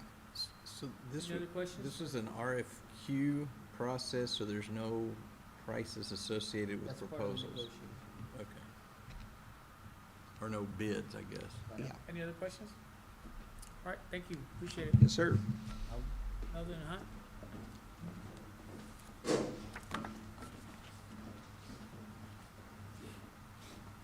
Good evening, Mayor, Council, Mr. Pettis. For the record, Mike Hernandez with Milden and Hunt, managing partner. Here's Ruben James, also managing partner for the firm. We thank you for giving us this opportunity. Milden and Hunt's been around for 75 years. Friesen Nichols is a really good firm too, very well respected. We do a lot of water and wastewater utility projects throughout the valley. We're currently doing a water well development here just east of Mercedes, where we're looking at developing that well, and then that well, we worked with R.W. Harding, who's a hydrogeologist, and we're utilizing his services to establish a good model to see where we can drill some well and minimize the cost for, the treatment of that water. So this well that we're looking at right now, we're looking at some total dissolved solids under 1,000 to where we're looking at blending it with our current surface water treatment plants and distribution system. But again, we've been doing this forever. We work with Fatfudias, Brooks County, Skidmore Water Supply Corporation. Ruben's working with the City of Mission, and also Kevin Spencer, who's the hydrogeologist with R.W. Harding's working with us on that team. Putting together a good team of professionals and surrounding yourself with a good team really makes a project very successful. So we think we've put together a team of professionals that will deliver and provide you with a product that you'll be happy with and satisfied, especially right now since we have this situation with the water in Mexico not releasing its fair share. So, we need to really look at other sources, and I commend the city for really looking at other sources of water other than the Rio Grande. I'll entertain any questions. Mr. Ramirez mentioned a subcontracting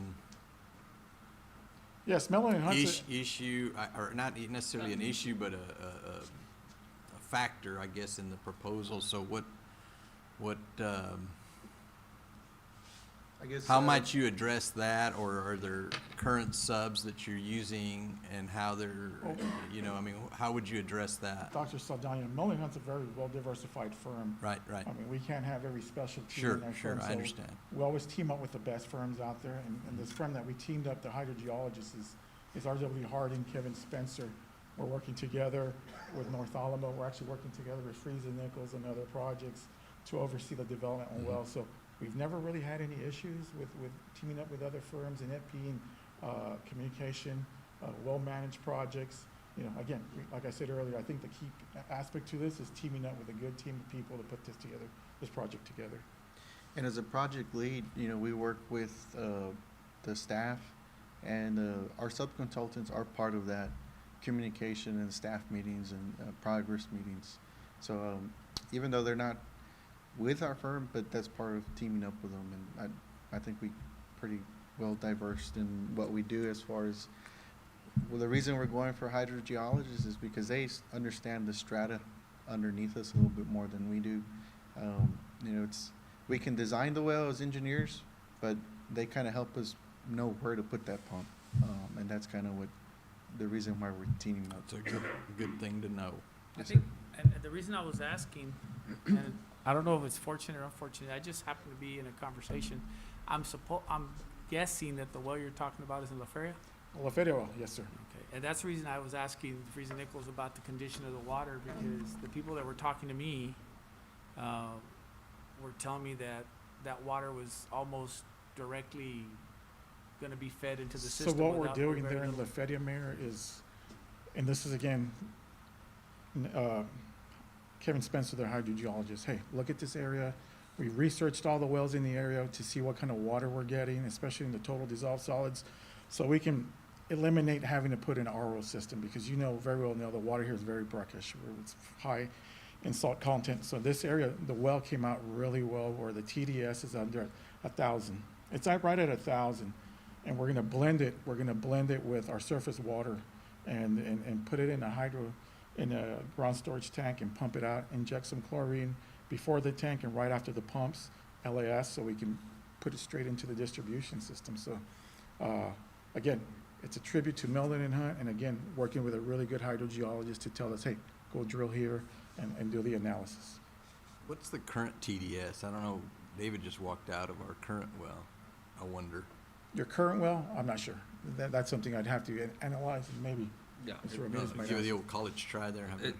It's around 1,000 as well. About 1,000. Yes, sir. Yeah, because I think our first well was really good also, right? Yeah, it's the one we're using now. It supplies 30% of our daily water. And it takes very little, there's very little. We blend it, so no treatment. Well, you know, when it You goes still- into the storage tank, it's considered treatment. But we don't have to put it through an RO system or anything complicated like that. Like I mentioned, Meldon and Hunt, very well respected, RW Hardin as well. I worked with them in Brownsville. They did the study for, I think, all their wells out there in Brownsville. You know, when we're just ranking these, it's just little things, but we'd feel comfortable with any one of them. And like I said, we start with one, and we were still kind of wanted y'all's input on everything. We can start negotiations with whichever one of the two, wherever that goes, and then goes from there. Any other questions? Do I have a motion of any kind? Thank you, Mayor. Mr. Mayor, let's see, where are we at here? D? Yes, item I D.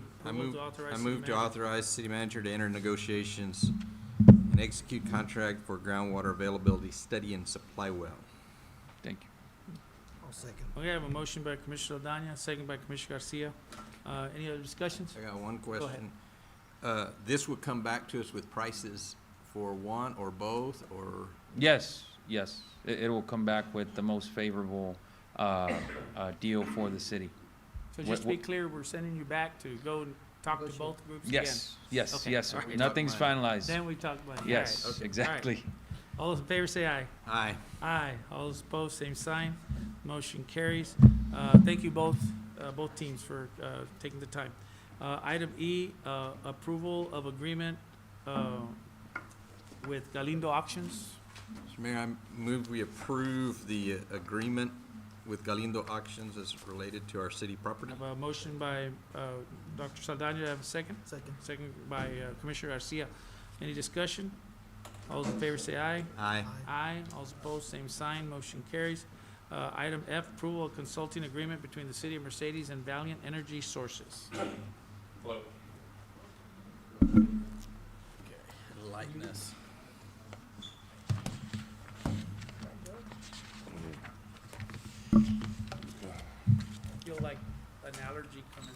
Before you get started, can I? Yes. just Yeah, go ahead. Give them a little background. So we currently have a contract till 2028, is that correct? That's correct. Okay, so they're not coming in and taking over. That's correct. We're here to present how to plan for the future. That's correct. I think one of the most, thank you guys for having us here. I think one of the other things that we're working on, Mr. Pettis, it's more important that we have a street lighting project, which is in this packet, and I'll go through it, that we're gonna help you guys with a lot of the outages you guys, a lot of the darkness you guys with AEP. I know we have a lot of street lights out. In addition, there's a lot of lights that are high pressure sodium that we're gonna switch over to LED. If they're currently already out, we'll go ahead and take care of that. We have an ex-AEP superintendent on staff, and we have a very good relationship with Magic Valley as well. So whatever utility you guys have, we'll be able to fix it. In addition, we can go ahead and speed up the projects you guys currently have. I know that the pool was an issue right now. That's something that we can go into, we can look at. We'll have AEP come and create what's free, more importantly for you guys. So what do we have to pay? What's our allowance? Okay, well, we have this much. Instead of you guys having to spend city funds, perhaps we can use AEP's money, and then you guys are responsible for paying those lights.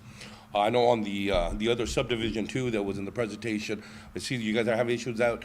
We handle that. We handle that for the city of FAR. We handle all their complaints, any resident complaints, anything they have to, all the departments report to us, whether it's Parks and Rec, maintenance, you name it, the service yard, we handle for City of Alton, City of Alamo. I just want to give a couple of things. That's what we're really here for. Now, as Mr. Pettis said, you guys are currently in a contract. We don't get paid by you guys. We're free of charge for you guys. We get paid by the retail electric provider.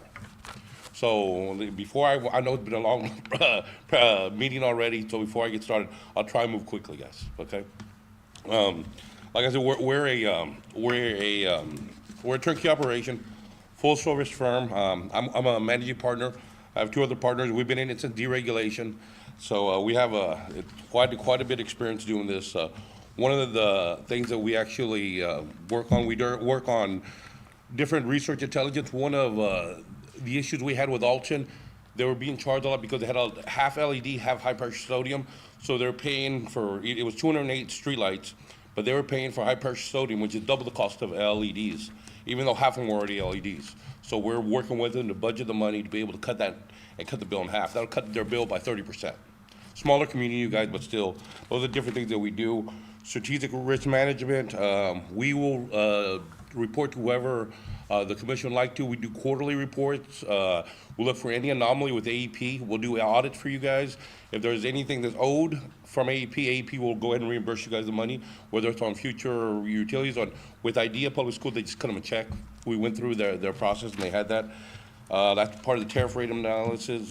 We'll do demand side management as well. And like I said, this is most of the stuff that you're gonna see anomalies with AEP. I'm looking at your guys' reports all the time, so I'm gonna go through their system. I'm gonna say, okay, why is City Hall using double or triple what they should be using?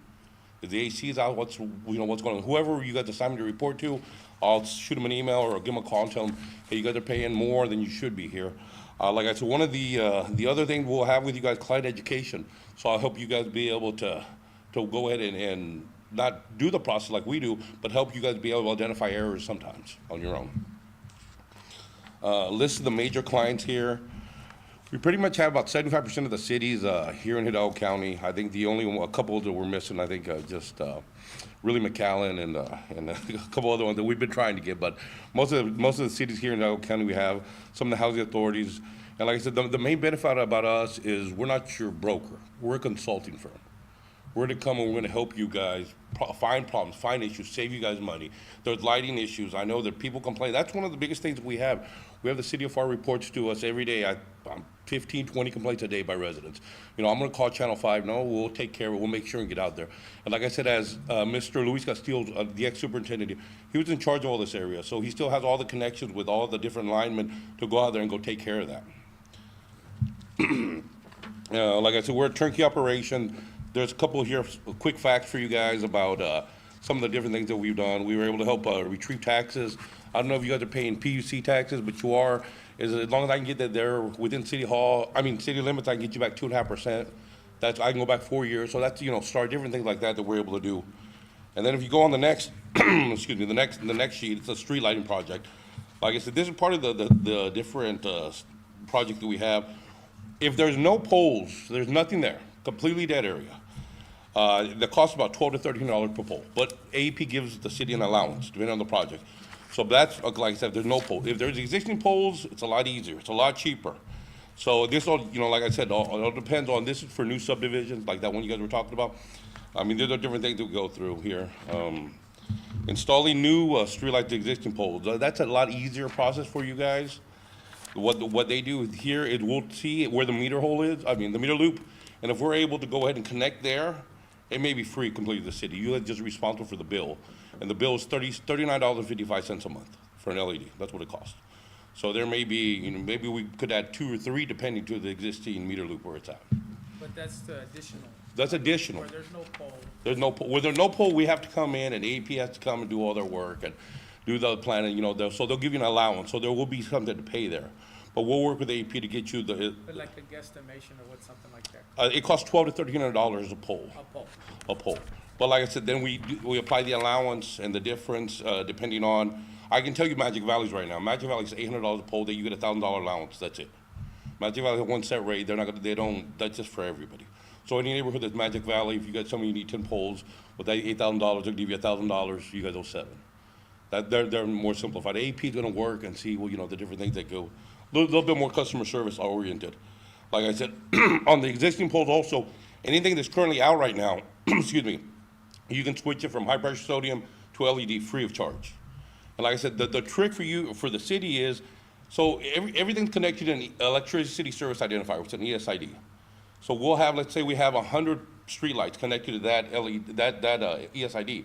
The trick is have every light there be LED to reduce your cost. That'll cut it in half.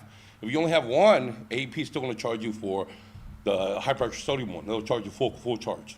So that, go ahead. Maybe we can add that to the GIS map. Map our lights. No, we're really good. Like I said, we will get a copy with the authorization of all your lights, and they'll go ahead and tell us which ones are LED and which ones are not. They have that on record. We'll get a copy for all that we go through for you guys. I mean, Coach, sorry to interrupt you, but, Yeah. and I know you're trying to get out of here, get it in a hurry, but to be honest with you, this is huge to, I think at some point, all of us have talked about this. Okay. We have areas that are high crime rate because there's no lights. Yes. So the police department has been helping us. They're even doing, public works, you know, because they're mainly during the day. So the cops have been reporting them on the system themselves. Is that something that you all can take a look at? Yeah, what we would do, we would just come in and do a site visit with the engineers from AEP, and then we'd go through, well, the target areas. So we're gonna walk through, we're gonna say, okay, so we need here, here, and here are our target areas. So then from there, what we're gonna do is be cost efficient, but since this is something a little bit more, I guess, important, that, you know, with the crime-related issue, we're gonna go ahead and say, this is what they want. How much is it gonna cost us? And that's a difference. But we handle that with FAR. We've had some issues off of, there towards Las Milpas. They've had a couple areas that are very dark. And we did that, I know on Nolana and Sugar, they had a couple of little bad areas. There's a lot of apartment complexes there, a lot of housing, so they had a lot of issues there. We're able to light all those as well. Is there any special help for, and maybe it's further down here, I didn't see, but like one of the issues we have that's near and dear here to Commissioner Martinez and the rest of us, but like the dome, we have a great park out there, no lighting. Right. Is there help out there for those kind of big projects where we wanna just light up an area that's not lit, that should be lit? Yes, there is, and depending on the funds, I don't know how many funds are available, but that opens up at the beginning of the year. So when it opens up at the beginning of the year, we have different people that there's grants available for you guys, and we'll share that with you. Like I said, we're a turnkey operation, so if you give us the information you want us to do it, we'll go ahead and we'll apply for the grant on your behalf. You know, that's, like I said, you know, as. We have a grant writer also, so maybe we all work together with the grant writers of the cities. Yes, and as you know, when your house burned down, Mayor, and that you couldn't get rid of the meter, how long did it take for us to get rid of the meter for you? No, that was fast. Yeah, right away. So, like I said, there's you know, like the rest of this is just really on the lighting project, but I think our main benefit for you guys, we're gonna ease up. I mean, for you, we're gonna ease up some labor costs because we're doing that. We're taking some of the job that you can have to go do something else. We're gonna take care of that. Would you just shoot us emails or give me a call personally, and I'll make sure and take care of everything on that. Yeah, go ahead, I'm Go sorry. ahead. Go ahead, Rudy, go ahead. You raised your hand first. Well, just I love everything I'm hearing, I'm all for it, but maybe you can help me remember, did we not have someone that was supposedly Arredondo. helping us do this a while back?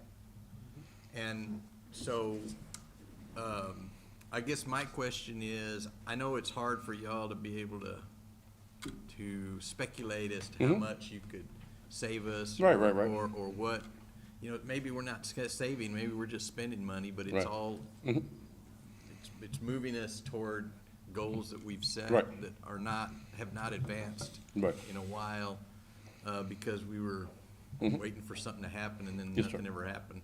Yes, sir.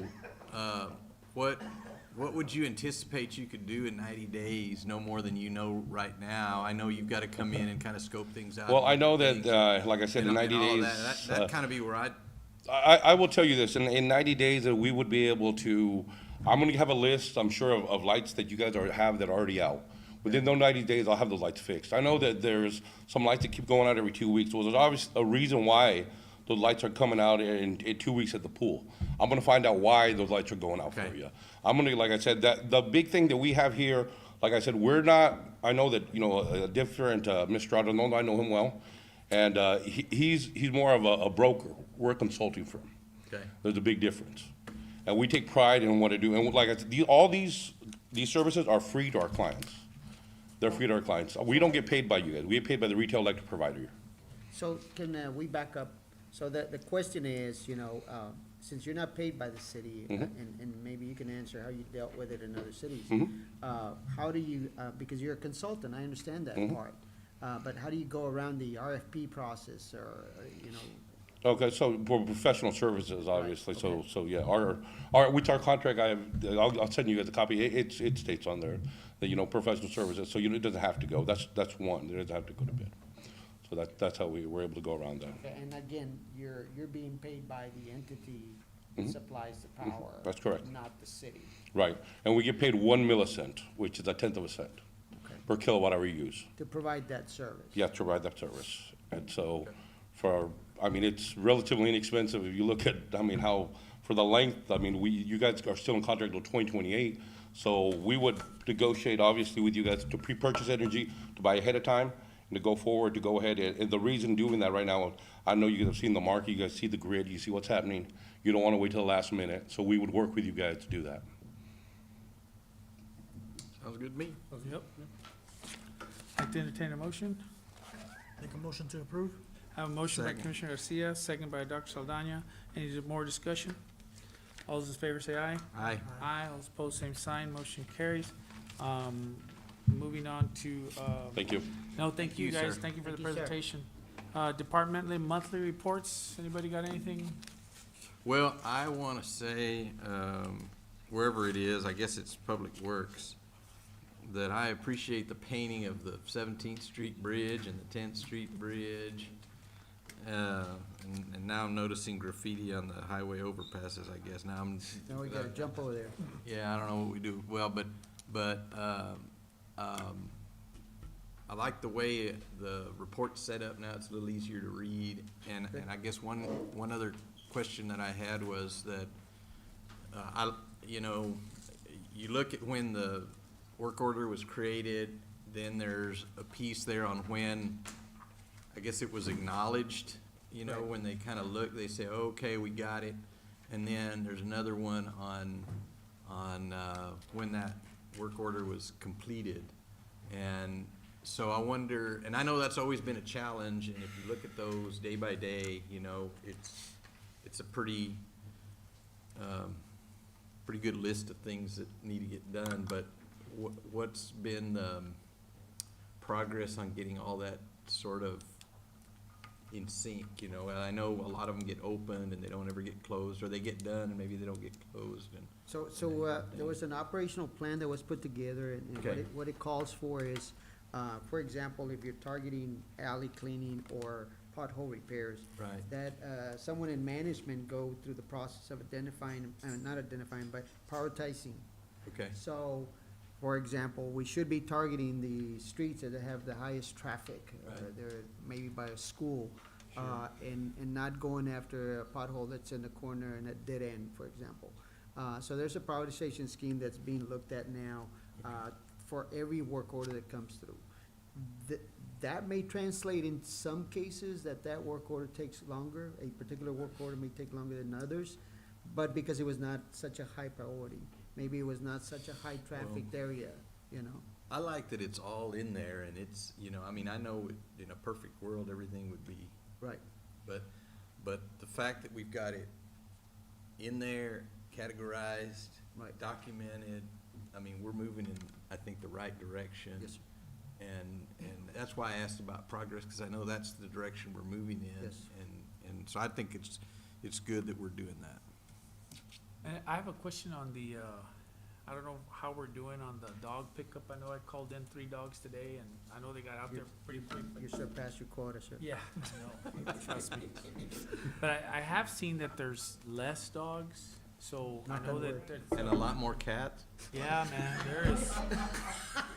Wow, it's a crazy amount of cats. There's not a place for cats, by the way. Yeah, No? no, not allowing us to take any, so it has, the cats have grown exponentially. I think I have like 8 or 9 to hang around my house. Cats? Yeah, there was 3, now there's like 9. So the animal control, and they're under the PD at this time, they've been Bring back the dogs. synced up, and the 2 new guys have been working diligently. They have the vehicle with the equipment now, and so I know not too long ago, they were looking for gloves for the cats, because they do get scratched or bitten sometimes. And so, equipment-wise, they're up to speed, and they're on top of responding to calls and complaints. When do we get that truck marked, though? So, 'cause it's, I mean, you figure it out that it's kind of an animal control So vehicle. the They problem don't is. want the dogs to see the. Oh, the the- dogs dog- know It's if undercover. it's city, it's undercover. You- I no, got you you, might- unmarked. no, There you you might- go. You might laugh, but it's true. No, no, it's true. They see the gold crown and they run. The problem with the other vehicle was that by the time they came around the corner, the dogs would run, literally, because they recognized the car or the truck. We may have So, to, we may have to we're- paint we're- that truck every 6 months. We're thinking about doing a camo color once in a while, Oh, just to boy. throw them off. So I think, and then I'd like to see a report on, where we're headed as far as getting some of those spade and neuter camps. Remember we talked about Yes. that? I don't know if, we haven't heard a report on it in a while, so. Okay. I think that would be something also that would be good later on. And then, other than that, does anybody have any other questions? That little remote mower, whatever happened to that thing? I know we had some issues with it. It's trying to get- working, it's not working, it's working, it's not Not working. working. I think they used it on Orange Street. 'cause I Orange Street declared it just a got- lemon about a month ago, and Okay. I need to reach out to the company because it's Figure. been repaired several times and it's getting old. Yeah, it's So- too new to be old. So there's gas problems, it's got 2 tanks, it's supposed to be able to handle those deep entrances to the ditches, you know, that have that incline, and apparently that's been problematic. We don't understand. It has got 2 tanks to handle that, but it's not functioning like it should, and it's been sent back several times. So we're gonna get to a point where either they take it back and give us a new one, or we just move on and return it. Old school it, maybe. Commissioner, you had something? No. So just because of that, sir, Okay. we had scaled back on what we were gonna spend on a large tractor Sure. with a boom on it. Yeah. They're a lot more expensive, not only for purchasing, but to maintain. Sure. Because of this problem technology, we might have to go back to that, but we'd like to settle the issue with, is this a lemon that we bought? We'd like to get our money back. Right, understood. All right, thank you for those reports and the questions. Moving on to executive session, item 12, chapter 551, Texas Government Code, section 551.071, consultation with attorney, section 551.072, deliberation regarding real properties, 551.074, personnel matters, 551.087, economic development. I have a motion to go in executive session. Make a motion, Mayor. I have a motion by Commissioner Martinez, second by Commissioner Garcia. All those in favor say aye. Aye. Aye, it's 8:30 PM. We're in executive session.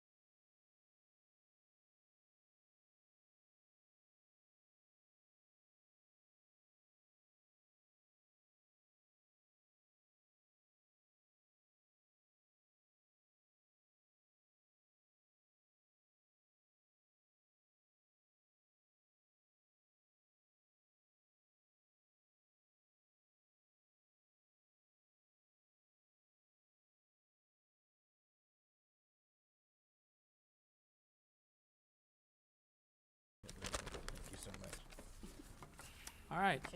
It's 9:56 PM and we're back in session.